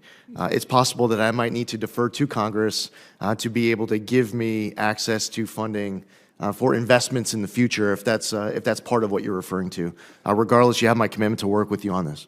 I appreciate it. Finally, one of the things that I found most striking as I have traveled around the state in the last couple of years, I expected, coming from an LA district, to get a full indoctrination on water and the competition between the cities and the farms over water, and I did. But what was more striking to me was just how many tens of thousands, if not hundreds of thousands of people in places like the Central Valley can't drink their own water. And here I'm not talking about lead, although lead is a problem there.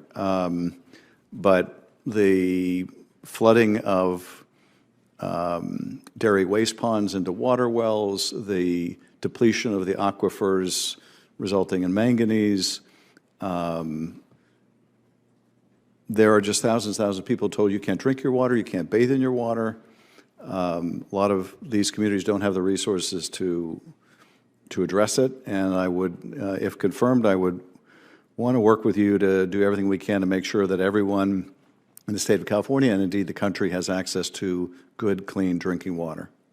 Yes, Senator, this is extremely important. No American should feel like a story they might hear about, read about of poverty in Iraq or Afghanistan. No American should feel like they're living in some third world country or some war-torn country. Every American should be able to access clean water, potable water, and that's something that I look forward to doing my part, if confirmed, to be able to work with you and everyone on the committee to ensure that we are delivering as a nation.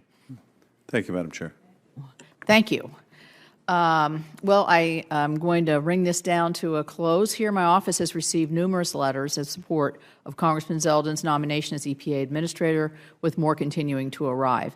The sources of these letters demonstrate the wide-ranging support of Congressman Zeldin's nomination, so I would ask unanimous consent to enter these 27 letters into the record for all to see. All right, we're unanimous. So I would like to thank you, Congressman Zeldin. I'd also make just several quick observations. It's obvious to me in the testimony and the questions that you took a lot of time and effort through you and your and the folks that were helping you to make sure that every member had access to you and had a conversation with you before you actually testified before the committee. I think that was definitely reflected in the tone and the substance that we saw here today. So I appreciate that. I know it's time-consuming and difficult sometimes to get on everybody's schedule, but I think you did a magnificent job here. And so without further questions, I would like to thank you and thank your family for being here and for your participation. Senators who wish to submit without written questions for the record have until 5 p.m. Tomorrow, Friday, January 17th, to do so. The nominees' responses to those questions for the record are due back to the committee no later than 9 a.m. on Tuesday, day after inauguration, January 21st. With that, I do look very much forward to helping to shepherd you. I think you've done an excellent job here today. You will be an excellent administrator to the EPA, and I fully expect that your confirmation will be very positive. Thank you very much, and everybody enjoy the day. Thank you. Thank you, Chair.